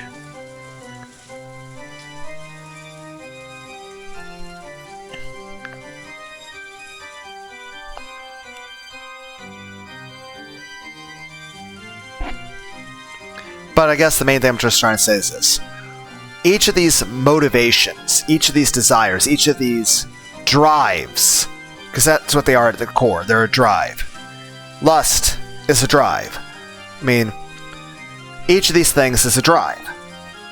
And like I said, I made 200 deadly sins. Though, I don't know if I ever know where that list is, or if I could try to remember some stuff of it, but that's a long time ago. But I think I wrote it in one of my Dungeons and Dragons books somewhere. But, like if you had to go with the 10 things they have, said, pride. It's a drive for human beings to have confidence in themselves, or ambition, or any desire to accomplish or do anything, to even have any belief in themselves at all. Lust, the desire for physical touch, pleasure, and intimacy, even affection. I feel that would even include things like hugs and handshakes, physical intimacy, even if it's not inherently sexual. But really, there's nothing wrong with it being sexual. It's just there's a time and a place, and there's situations in which it would be considered moral or immoral. And I know a lot of people would say rape would be part of that, but rape is more about power and control than lust. But even then, both things. But the main point at that point, it's very disgusting because it's a violation of another person's autonomy. And even then, I don't understand the concept of that because it's, I don't understand the concept of people wanting rape out of a lust concept, because at the end of the day, I just find the idea of doing anything physical with someone that doesn't want you to be doing the thing to them to just be disgusting. So that just seems... my ear itches. I feel like I need Q-tips or something. If I listen to an ASMR about ear cleaning, does that count as actually cleaning my ears? Either way, I own a box of Q-tips that I go through very frequently. But greed, the drive to have material wealth, and envy, the drive to be jealous, but it's more about the drive of comparison. Envy is more about comparing yourself with others and comparing yourself with what you do and don't have, not necessarily material wealth. Wrath is a drive for anger, violence, to do something.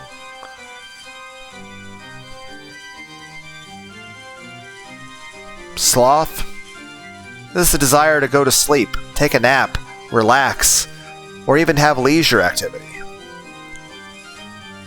Gluttony, the desire to eat food, particularly food that tastes good and smells good and is pleasant. Like, I really like ice-cold Pepsi. I also like Oreos. There's nothing wrong with me in enjoying those flavors. Now, obviously, if I were to drink 2 gallons of Pepsi a day and, be morbidly obese, that would be a sin in the regard that it's causing me damage because it's, not good for my health. Now, one could argue that any amount of Pepsi is bad for you. But I would not argue that it's evil. I could certainly argue that it would be more healthy to not have Pepsi at all and drink nothing but water. But at the same time, I would also argue that there's nothing wrong with the fact that I enjoy the taste of ice-cold Pepsi. And that I really like the sugar, and the caffeine, and the taste. And just the sensation of drinking the ice-cold, bubbly, carbonated liquid.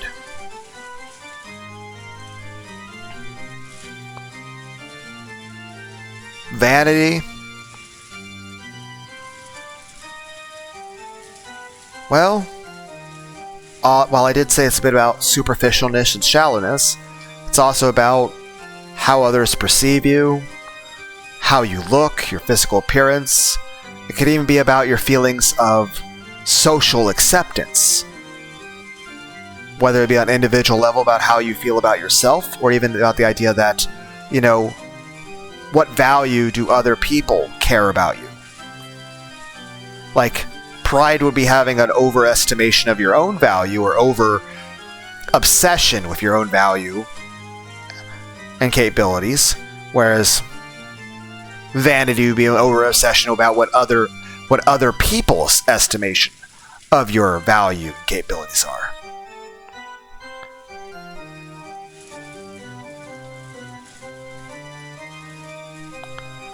And melancholy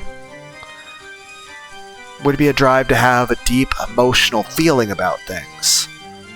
Which, of course, by having a stronger emotional feeling, you have more propensity to feel things like love, and even compassion and mercy. But of course, that comes to the ability to feel types of pain, and sorrow, and sadness, and loneliness. In of itself, that's not bad. That's not a bad thing. In the same way, alchemy is the drive for humans to think about things like philosophy and science and religion, to want to defy the easy explanation given to us, and to try to think about things deeper. Like, oh, it was just done by witches. Okay, but I want to think about it deeper and try to figure out how a human could have done this. And in fact, this can be taken multiple ways just with Beatrice here.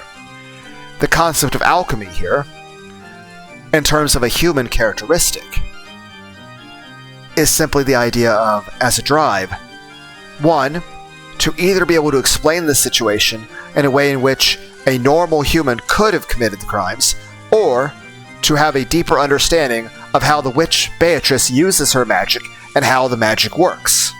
Either way, the drive itself is for humans to be curious, to want to learn. It's the drive to learn. The drive to become smarter. The drive to think about things, to ask questions, to ask every question, that no question's off limits, to want to understand things, to want to discuss things, to want to have open discussions and conversations, to not just accept one thing as just the way it is, but to rather be able to have multiple opinions and viewpoints and perspectives. And yes, to understand things like magic or alchemy or science. Or discuss different concepts of philosophy. To also want to make up new ideas, new stories. Like, how about every anime and video game story? Like, think about the video, like Halo. Halo for the Xbox. Someone had to think up that story. Someone had to think up the idea of Master Chief and Cortana. Someone had to think about how to make an Xbox. Somebody had to think about how to program, how to design, how to draw, the art, the music, the story, and even the physical know-how of how the game actually works. The concept, the drive of alchemy. So, the drive of pride is to have belief and confidence in yourself. The drive of lust is the desire for love and affection and sex and hugs and just to feel loved and cared about. The drive of greed is material wealth, particularly all the gold bars that Beatrice has, and all the things that wealth can give you. But even then, there's also just the ostentation. I can't fucking say it. It means being showy. Ostentatious. It means to be showy and flashy. And, for example, Emperor Palpatine had a golden lightsaber because it was all flashy and showy and arrogant of him, basically. You know, like look at how awesome I am. My lightsaber's made of gold. I don't know. But I'm trying to say a way that's not reflecting as pride. More so, it's the idea of taking pride in your wealth. For the sake of having wealth, for the sake of having wealth, not just what you can use it for. But even then, the idea of having the ability to purchase anything. Like, for example, if I had a bunch of money, I'd own a home. I wouldn't have to work in a factory. I'd spend more time actually trying to play my guitar or trying to learn German. But at the end of the day, well, I don't need all the wealth in the world. But at the same time, I certainly would like to have more money than I currently do. But at the same time, I can make do with what I have, as long as I can survive, basically. But at the end of the day is this. You know, greed, the drive for material wealth. Envy, the drive for comparison of yourself and others. Which at that point is you having an understanding of yourself. Because if you can't compare yourself to others, then what identifies you? What is the boundary between you and other people? What is the difference? Heck, to a large degree, jealousy and envy, at that point, create boundaries on what is this about your personality and that about your personality to make you a unique person with your own unique personality, different than other people. Now, of course, one could say it is about coveting and being jealous about other people's material possessions, or this person has this thing I want and that thing I want. But at that point, that's more about understanding what it is you want. It's this. Okay, this person has this flashy car. What's a really good car? Like a Porsche or something? A Bugatti? A Lamborghini? Well, then you can argue, okay, why do you care about the Lamborghini? What value does the Lamborghini have for you? Is it just a status symbol? Is it because it's a really good car that you want to drive? Is it because it would impress other people and you think other people would like you because of that, or other people would say you have more value or put more value on yourself, or like the question is, why do you care about those things? If you are jealous of someone else or something, the question is, why are you jealous of that particular thing? And a lot of times, envy is usually about possessions, wealth, and all that. But it could also be status. After all, Macbeth was jealous of the king for his status. So the question is this. Rather than discussing whether or not jealousy is wrong or bad, the discussion is, why are you jealous? What are you jealous of? And if you're jealous of someone having more than you, do you necessarily need to have the same amount or more than them? Do you need to have the pride of being gloating over them? Or is there just having enough more? For example, I don't need to have the amount of money the fucking Elon Musk has. But again, it would be nice to, not have to work in a factory or, pay rent. Actually own my own home. To be able to wear, like everyone in this fucking game, everyone's dressed so fucking spiffy. Like, if I was rich, I'd be wearing clothes based on fucking anime characters. Is that Lunar? Yeah, it's Lunar wearing a Lumi Zoldix outfit from Hunter x Hunter. I mean, just my whole fucking wardrobe would just be fucking anime cosplays. And of course, wrath is the drive, one could say, for violence or anger, but it's also the drive to defend oneself, to defend others. After all, if you're angry because something has hurt you, or because something is threatening you. So at that point, wrath is the drive to take action, to grow, to work, to defend yourself, to protect others, to accomplish something. Whereas pride is your belief that you can do something. Wrath is your motivation to push you forward to do it. Now again,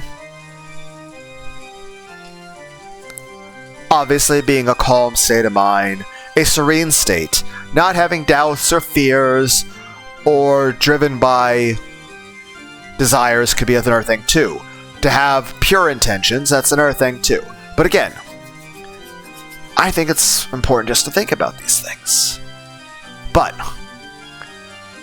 sloth, this is the drive to rest. Gluttony, the drive to eat. Vanity, the drive to care about the superficial, the shallow. The drive to actually care about your appearance in any way. Otherwise, why would you care about how you look? It's also the drive of caring what other people think about you. And again, you shouldn't be obsessed with what everybody thinks about you, but at the same time, there's nothing wrong in wanting to not be hated. And there's certainly nothing wrong, like, say, if you want a relationship, particularly a sexual one, well, you want your partner to find you attractive. You don't want them to think you're ugly. There's nothing wrong with wanting to take pride in your appearance, or take pride in how you look, or even wanting someone to find you attractive, or wanting praise or compliments, or wanting someone to be doting to you, which is to be uncritically fond of somebody. Basically, someone who loves and accepts you and would never hurt you, and is generally, they respect you, but they're also very loving and caring toward you. And they basically have your best intentions at heart. They actually love and care about you, and are kind to you, and you can trust them. And melancholy, the same way wrath is the drive to protect yourself from those who harm you, melancholy is the drive to express the feelings in your heart. If wrath is the drive to fight back and defend yourself against those who would harm your heart, melancholy is the drive to take care of your own heart, to have feelings in that heart, and the drive to express those feelings to others. So if you have like a fragile heart, almost like, again, that's another way you look at it, is this. A heart doesn't have value because it's fucking indestructible. A human heart, in terms of the emotion, I'm not talking about the fucking muscular organ that pumps the blood, I'm talking about it in terms of the emotional expression. A human's heart has value because it is fragile. Whether it be love, happiness, the feelings that human has. Even one could even argue it applies to the mind, logic, and sanity of a human. They're not indestructible. And the fact that they're fragile like glass actually makes them more precious. For example, if you had an anime figurine that was made out of fucking adamantium, okay, be realistic.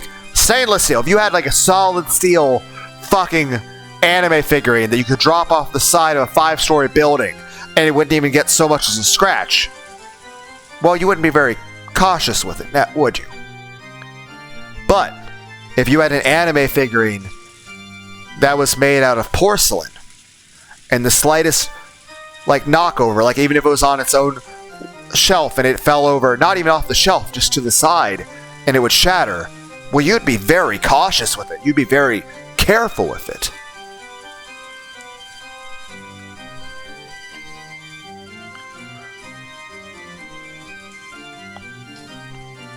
It's not something that would be disposable or you'd be careless with. So the concept of melancholy is you're wanting to care about your heart. You're wanting to grow the feelings in your heart, but you're also wanting to protect that heart. You're wanting to express it. After all, the whole point of crying is to vent and express the feelings in your soul. At the end of the day, that's not wrong. Because if it were, then it simply means, is it wrong to have feelings? Is it wrong to have a soul? Is it wrong to love and to care? I mean, at that point, you're arguing whether or not it's wrong to have free will. Whether it's wrong to have your own personality. Whether it's wrong to be your own identity that's separate from everyone else in the world. Otherwise, what makes you different from anyone else in any way? What gives your existence any value other than just some random doll or robot? And of course, alchemy. The drive to learn. The drive to be curious. The drive to ask questions. The drive to come up with new and original ideas. To create whole new worlds, new sciences, new math, new music, new instruments, new types of art, new languages, the drive to want to learn a new language, the drive to learn, the drive to want to learn, the drive to understand concepts and ideas that you never understood before, whether we're talking about ideas such as molecular biology, or atoms, or electricity, or astronomy that people 1,000 or even 100 years ago had no idea about, or the ability for you to learn something that you yourself did not know or understand before. These are drives. Now yes, they can be sins, in regards that if these drives are used in ways that cause you harm, at which point you should obviously, prioritize not doing things that, one, would be harmful to you or others, or break what you would consider moral or ethical. Now again, everyone can argue things about what is moral, what's ethical, but I would say this. One should definitely, at that situation, is this. Take a moment to evaluate yourself, what you think is ethical, what you think is moral. Yes, we can have an argument back and forth about what's moral, ethical, based on what's the common good, or what is the general consensus, or even what some religion or policy says. But in this circumstance, I say what's more important is this. The fact that you take the time to think about it yourself. Even if you blindly accept what is considered moral by someone else, or even by religion, well then just, okay, fine, accept it. But at least think about it. Think about why you agree with it, why you feel about it.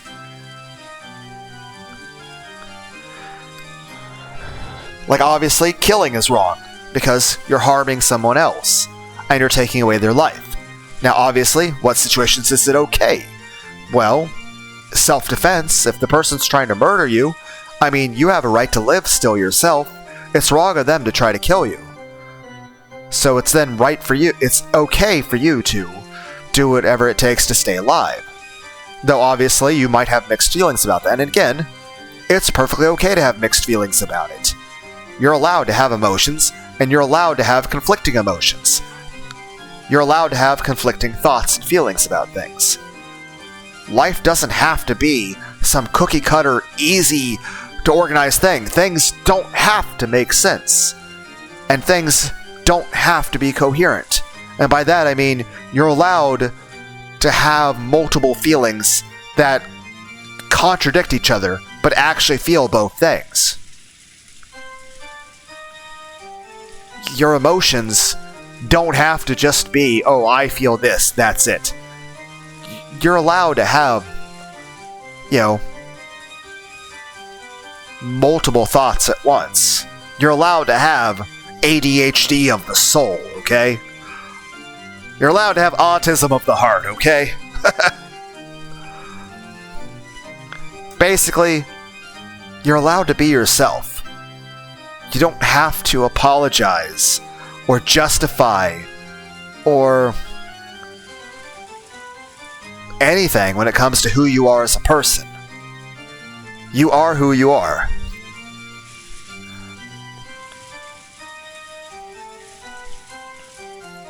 You don't have to have, like, oh, I'm this rich person and I have this massive effect on society. Because at the end of the day, most people are going to be forgotten even before they die. Heck, I'll say this about myself. I'm not special. Though, I would say this. If I ever do have a relationship with anyone, I would want to be special to them. I would want them to care about me. I wouldn't want them to just consider me disposable. I would want to be to them someone that if I were to die, it would break their heart, that I would be precious to them. I don't want to just be, oh, that's just the person I'll date for this month, sort of thing. I feel that's very callous. I feel it's very depressing, and obviously not what I want. But yeah, alchemy. The drive to think, to learn, to grow, to make new ideas, to solve problems, to think of new original ideas, to... It's kind of like a how I've said before, Goku from Dragon Ball Z gave Mayuri Kurochi's speech to Jiren. That he dislikes the idea of perfection because it means there's no more growth, there's nothing else to attain to, there's nothing to improve. Goku hates the idea of perfection because it means he's done, there's nothing more to do. Same thing with Mayuri Kurochi. There's no new questions, nothing to be improved upon. There's nothing new to learn.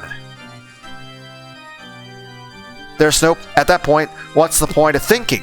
What's the point of trying to do anything?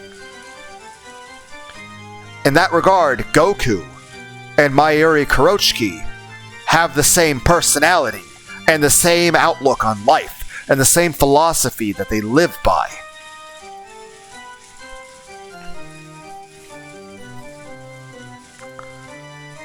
And that's what it is, whether you look at it like, heck, the concept of alchemy applies to, say, Goku. The idea of even any martial art, even Bruce Lee.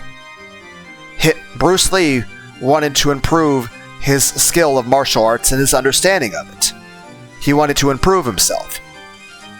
One could look at like Ronnie Coleman, wanting to build muscles and become better. You can look at any guitarist wanting to write new, novel pieces of music for their guitar. And whether it's somebody learning guitar to make a completely new, original type of music, or someone learning guitar so they could learn how to play the guitar tabs that were written by some other band. Whether you're the guitarist for the band Disturbed who actually wrote the actual original, guitar licks, the riffs for that music, or you're just someone who loves that music and you just like learning how to do it and get the timing down and moving your fingers to actually produce the same sounds. Yes, you can just passively listen to music, and it's great to enjoy it. But it's another thing to actually be able to understand it and be able to actually reproduce it yourself. And of course, the idea that you can then try to write your own new version thing, whether it's a remix or your own completely original thought inspired by it. That's the concept, the drive of alchemy. And like I said, you can describe these things as sins in the regards that it's in some way in which you're failing to hit perfection. You're erring in some way. You're doing something that causes harm, whether it's on a personal level or societal. And whether it's causing some sort of failure. But one can argue whether it's a drive, or even a survival instinct, or even a core trait of what makes a human.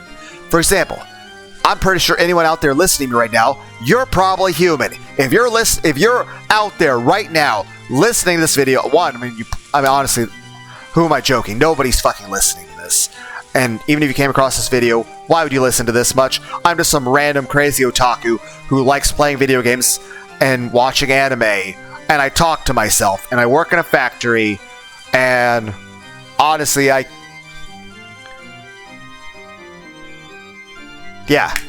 life can be described as man who was bullied a lot in school, talks to himself, went and walks on bike trails, had a job since I was 14. I went to school. I graduated with an honors diploma, 4.0, straight A's. Even took classes like calculus, physics, chemistry. I was also in Boy Scouts, Eagle Scout. Beyond that, I've been working my entire life. I've basically been doing manual labor my whole life, whether it's factory work, warehouses, construction stuff, asphalt sealing on roads. And of course, I've worked a lot in things like restaurants and such. I've spent time working in burger joints, flipping patties, scrubbing floors with mops and brushes, washing dishes, being a cashier, stocking shelves, doing manual labor, taking out trash, doing construction. I'm never going to be rich, and I'm never going to make enough money that I would actually be seen as any value based on how much money I have.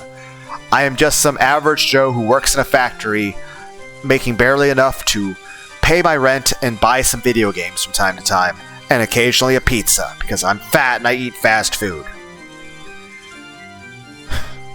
I remember back one point in the past, at least back when I was like 13 and 14 doing IQ tests, heck, even when I was 12, having an IQ of 132. That being said, I'm probably autistic, and probably have ADHD and multiple types of depression, borderline personality disorder, and I definitely have some short-term memory issues at this point. Beyond that, I have taken so many blows to the head. I've also had swelling of the brain, and meningitis, encephalitis, swelling of the spinal cord. I've been hit by a fucking truck. There have been failed attempts to isekai my ass.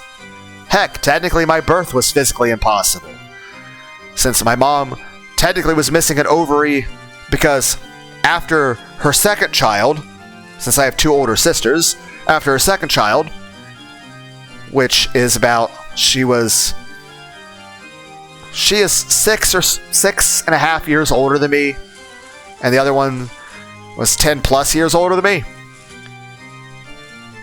Main point being is this. 5 years before I was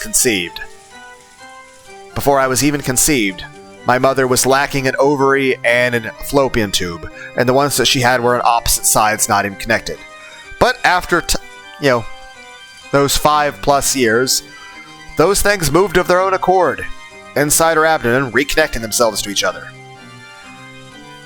So both God and evolution and biology decided to force me to exist, which I appreciate that. I may have depression, but I am grateful for my life, and I have never attempted suicide, and I never will. If there's ever a circumstance and there's like some situation where Lunar commits suicide, I didn't. The government killed me, okay? Let's be clear. I would never, ever, ever, ever kill myself. I've never attempted it. I never will.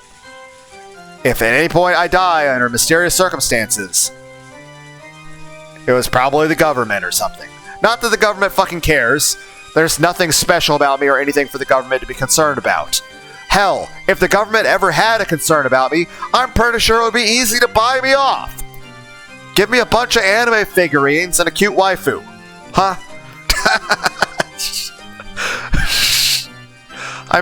I'm partially being facetious. But I'm just saying this. If I knew some major government secret, I'm pretty sure it would not be that hard for the government to just give me $1 million and I would be fucking quiet about it. Okay?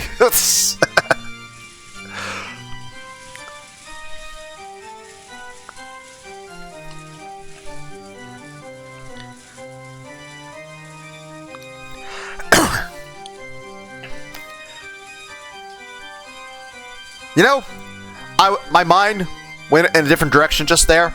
I was thinking to myself, what would it take Beatrice to pay me off? And then I was just imagining just like motorboating her titties.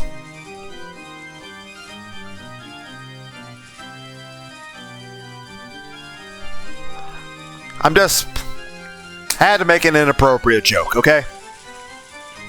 Main point being is this. What the fuck am I talking about? Don't know. Whatever it is, it's bullshit. Because here's the thing. It's not like a single thing I fucking said has any value.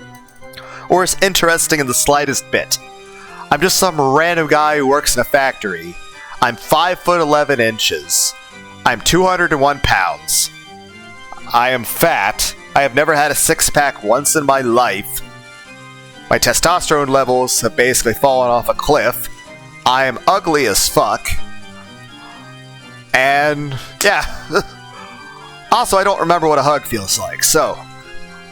And I talk to myself. And I either have autism or some type of eccentricity to my personality, or both. I'm the kind of person that if I had someone I was dating right now, I'd want to both fuck them, but I'd also want to sit and play Magic the Gathering with them and walk with them on the bike trail and talk to them about anime. I also like cuddling and I like taking showers. I also would like the idea of taking showers and baths with other people. Heck, like I said, the little onsen. Why do you fucking say the bathhouse word for the Japan? The Japan! Why do you pronounce, I don't know, Japan. The Japanese fucking bathhouse. That's a cool idea. Even in a non-sexual way, the idea of just casually taking a bath. Say me and Beatrice just in a nice big, hot spring together.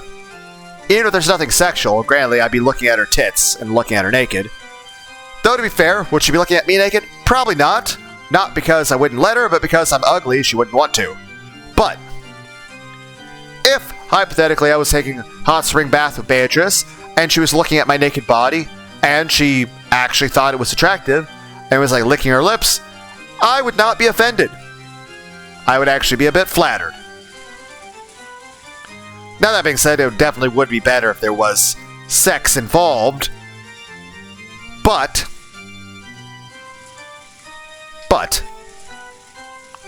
heck, if sex was involved, she'd probably be futa. Which again, I'd be okay with that. But main point being is this. Just the idea of taking a bath with someone, maybe just scrubbing each other's backs, and just chilling and relaxing, and just just drinking some. I know usually they have the sake in those animes, but and obviously I don't think it would be a good idea to drink something cold while in the bath. And while I'm not really a person given to drinking, I really can't. I'm not opposed to it, but at the same time, I really don't. I can't remember the last time I had anything alcoholic. Heck, I didn't have anything alcoholic other than communion wine for the first time until I was 24. And even then, I basically stay away from this stuff. And again, my advice on that sort of stuff is know your limit and don't drink under circumstances like driving or stuff like that. But there's nothing wrong with a person recreationally choosing to, as long as they choose to do so responsibly. Now, that being said, I could certainly imagine it being a pleasant situation, taking a nice bath in a large hot spring with Beatrice, both of us naked, drinking ice cold, I don't know, screwdrivers? Like vodka and orange juice? What can I say? I like fruity flavors. If I was going to drink alcohol, it'd be something pleasant to taste. I'm not somebody who would like, say, beer or just straight up whiskey, though I have tried both. My ear itches again.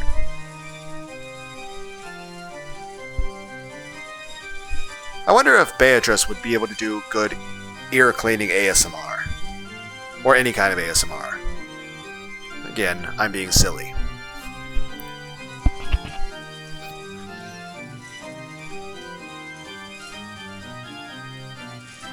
I don't know. Oh, what the fuck we're talking about anymore, guys? Basically, the main point is I'm arguing the concept of this deadly sins being drives, motivations, instincts. Whether it be sin, whether it's a way in which the person is driven by that drive to do something that is harmful to themselves. Or as a survival instinct, in which how pursuing that drive, particularly in the world of reality that we all live in here on Earth, how pursuit of a drive is important for your survival. For example, greed. If people didn't work, society wouldn't be able to function. But not just on a societal level. If you're not greedy enough, well, how do you pay your rent? How do you have a place to live? What if you have children? You're not greedy enough. How can you give your children coats to wear, or blankets, or medicine? Obviously, you shouldn't be absolutely obsessed with money. Money's not everything, but it is an important tool. And it's like the idea like this. It's how is it a survival instinct? On both for civilization, but also a country, a community, even a family, but also interpersonal relationships, or even for yourself. Like, in which ways are each of the sins things that are necessary for your own personal survival? Survival of the species, survival of civilization, survival of your family, survival of yourself, of your own life. In which case, and then there's also just the idea in which, what if we lived in a perfect utopia, where there was no death, no aging, no need for, do anything for survival? In which ways would each of the sins, air quotes, like lust, would they be things that you would still want? Like, imagine if you were in heaven. Imagine you were in a utopia. Imagine you were in paradise. Imagine you were in the golden land. In which ways would pride still be important for you? In which ways would lust still be something you need? In which ways is greed still good? In which ways is envy still good? In which ways is it good still feel anger? Or rest? Or have good food? Now, yes, one could still argue that each of these things could be evil in some way. For example, if you're so obsessed with eating all the time that you eat all the time, and you're also unwilling to share that food with others,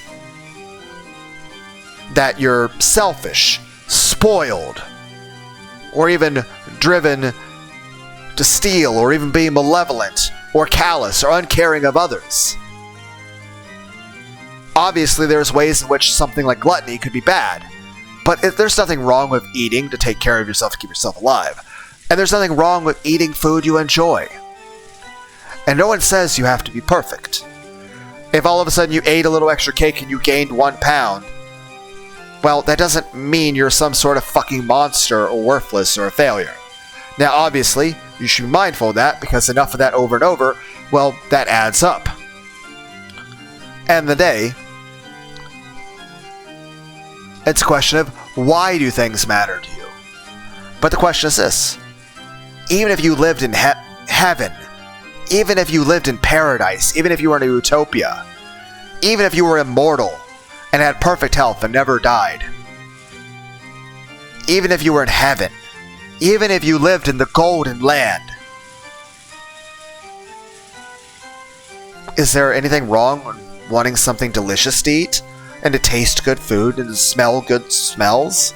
To have incense? Would there be... Even if you lived in heaven, wouldn't you want to still take a shower? Like, I'll tell you this. I take 15 showers a week. I like good smells. I'd still want incense. I'd still want to take a shower. Even if I had a perfect body that would never get dirty ever, I would still want to take showers. I would still want to take soap and scrub myself up and all that. I would still want to lather up the soap. I would still want to get scrubbed up and clean. Even if I didn't require sleep, I would still want to hop in a bed and cuddle up with, pillows and under fuzzy blankets. I'd still want to be able to, here's the thing. One could say me going to the bike trail is slothful.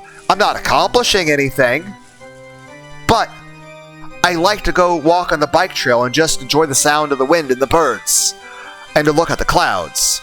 And heck, even if I had super strength and powers, I would still want to do push-ups, even if it served no purpose, even if it didn't make me stronger in any way. I would still want to do the push-ups. I would still want to do the effort of something that was exertive. I would still want things to feel heavy, to have effort. If I was fucking Goku and I had super strength, well then I would want stronger and heavier weights that would still pose a challenge. I would always want to feel that I could make some improvement. Heck, that's partially part of the reason I feel a bit discouraged when it comes to working out. Not because I've plateaued in terms of being a superpower, but because I feel like I don't make improvement. I feel like it's... like I can't improve. But heck, even if I never improve, I still want to keep going to the gym and keep lifting. Now, being said, would I want to improve? Absolutely fucking yes. But even if there were no improvement, I'd still want to keep doing it. Even if it feels hopeless, I want to keep fucking trying. Now, obviously, would it be nice if, it didn't feel hopeless and I was improving? Yes. But, heck, even if I suddenly was super strong, I'd still want to keep pushing to be able to even go even further. But at the same time, it's just, you want to be able to do things. Heck, if you didn't have any pride in yourself at all, how could you bring yourself to get out of bed? How could you do anything? How could you have any faith or belief in yourself to do anything? Heck, you say, oh, I have faith in God, I believe in God.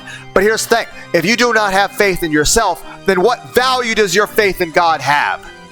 Because if you are so worthless that your thoughts and intelligence and your faith in yourself is nothing, then what value does it have you having that faith in anyone else? And again, lust, even if you're in paradise and heaven, is there really anything wrong with still wanting hugs and affection? Or to give someone a head pat? Or to pat you on the head? Or to cuddle with somebody? Or sex?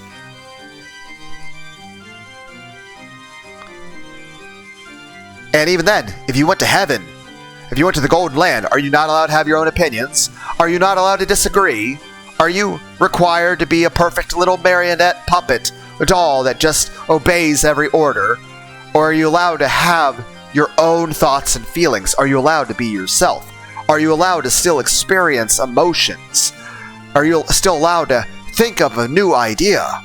Are you allowed to be sad? Are you allowed to cry? Are you allowed to be angry? Are you allowed to yell? I mean, is heaven heaven if you are not allowed freedom? Is heaven paradise if you would be judged for crying or yelling? If you're not allowed to express your emotions? If you're not allowed to have emotions? And honestly, I can't think of which one's worse because both of them are horrible.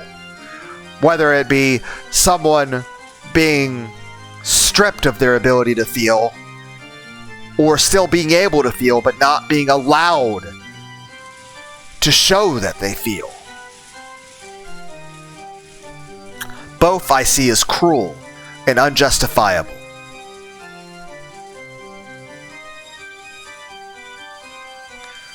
Well, I've gone on too long with this, and again, we can't even get through the tea party without me going on a tangent.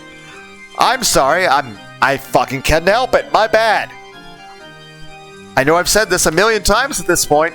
Heck, if every video starts with my intro, every video basically ends now with me saying, I'm going to try harder in the next video to not go on a tangent. But at this point, we're having a tangent talking about I don't know, I want to suck Beatrice's cock. How about that? And motorboat her titties. So, until next time, where hopefully I just read the fucking story and stay focused. I hope everyone out there has a good day, and whoever you are, thank you for listening to the ramblings of, well,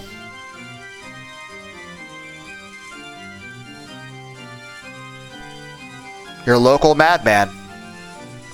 So, that being said,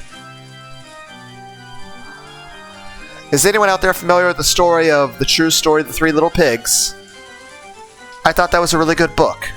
I really liked it. My mom read it to me quite a bit when I was younger. I like the art style in it. A bit cartoonish, but I liked the art style. I don't know how to describe it, because it's definitely its own unique style. But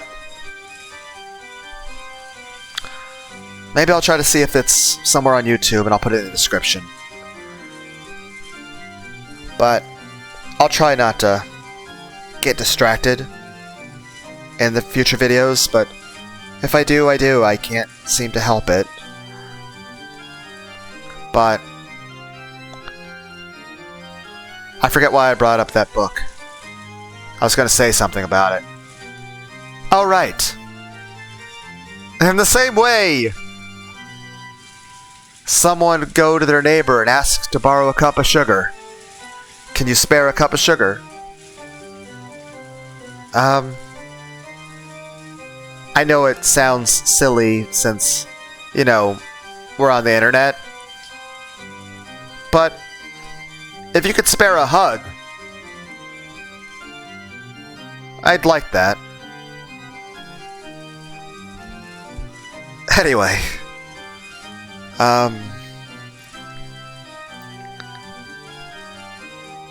thank you for listening, and I'll see you in the next video. I suppose I should save.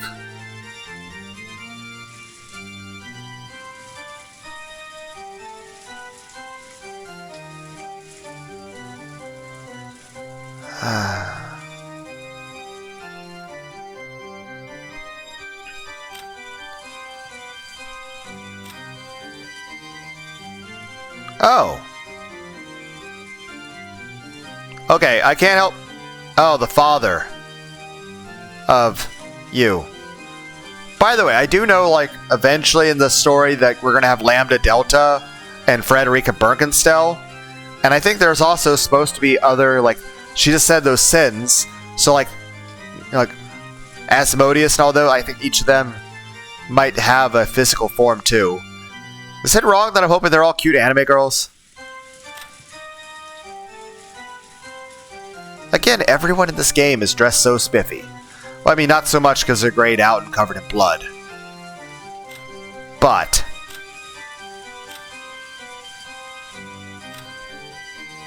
that probably made the headache worse.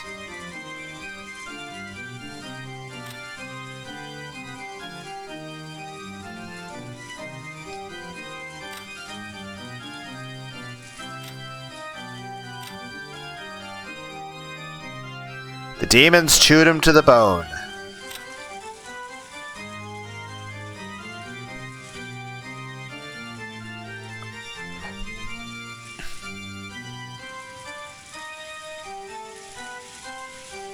chewed to bits by demons and went to hell. Beatrice, the Golden Witch, who has lived for 1,000 years. She has surpassed the limits of humans, and, like demons, will sometimes appear in response to the summons made by humans, to offer her power in exchange for a price. She likes black tea and ice cream. Oh my god, so do I. I really do like tea. Earl Grey, by the way. But I do like various types of black tea. I've tried quite a few different types of black tea. But I will say this, tea in general I think is nice, but I think Earl Grey is good. But of course, if you're somebody that takes pride in your tea, and you think you have a tea that you think is delicious, by all means, if it's something that you yourself enjoy, and you think I would enjoy it, I would be welcome to try it. I don't think that's the right way to say welcome, but you know what I mean. Basically that I would appreciate it, and I would look forward to the pleasant experience. I also like ice cream. Says the man who's so fucking fat because he goes to fucking Dairy Queen. Okay. I like ice cream, okay? She hates boredom and people who deny her existence. I mean, I can agree with that. I can agree with the boredom thing. I'm somebody who tends to always want something to be curious in. Heck, I think the original description of Testament from the Guilty Gear XX from 2003 describes my personality very, very well. My curiosity knows no bounds, but my hate of violence borders on phobia. But yeah, my curiosity knows no bounds, and my hatred of violence borders on phobia.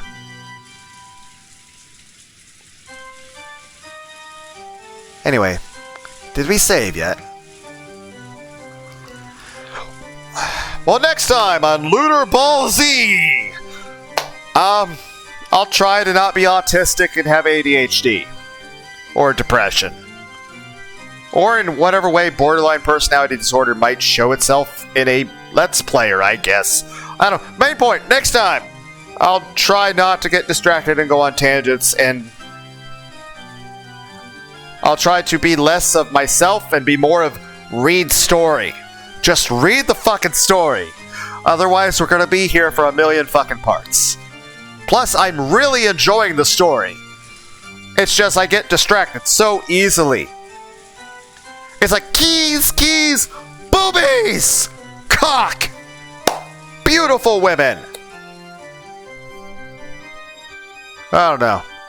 I like good video games. Gets to play Zone of the Enders, was the second runner for the PS2. That was a really good game. So was Shining Force EXA, Dot Hack Infection, Dragon Quest VIII, Curse of the King, Star Ocean Till End of Time, Grandia 3, Wild Arms 3, the Kingdom Hearts games. Those are cool. For the original PlayStation, certainly Brave Fencer Musashi, Mega Man Legends, Blam Machine Head, Parasite Eve, Resident Evil, Silent Hill, Final Fantasy VII, Final Fantasy VIII, Final Fantasy IX. Then again, I also like Final Fantasy V, but that's not a PlayStation game. But yeah, Final Fantasy IX, Final Fantasy VIII, really good games. Croc, Legend of the Gobos, Crash Bandicoot, Spyro the Dragon, Jersey Devil,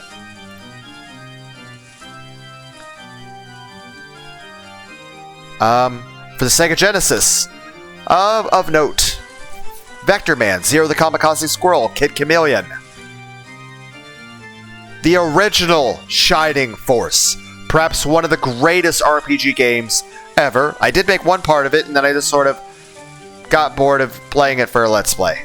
But I did enjoy playing the full game back when I was, like, either 12 or 13. On the NES, you have Dragon's Spirit: The New Legend, Robo Warrior, Swords and Serpents, Castlevania II: Simon's Quest, Mario 1, Mario 3.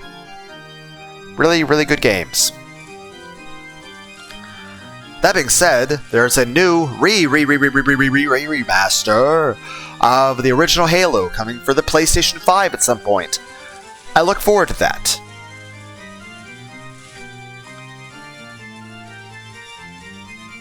But apparently there's going to be some new continuation of the story for Halo.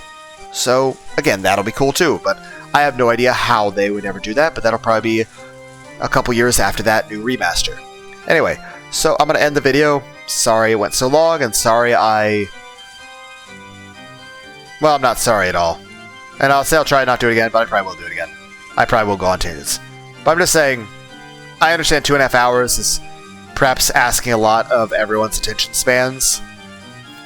And that I didn't exactly focus on the story. I got distracted. And it's very, very hard for me not to be distracted. So, though now I'm imagining Beatrice naked and the jiggle physics of her boobies. Anyway, until next time, guys, thanks for joining me. This is Lunar D8 signing out. Bye.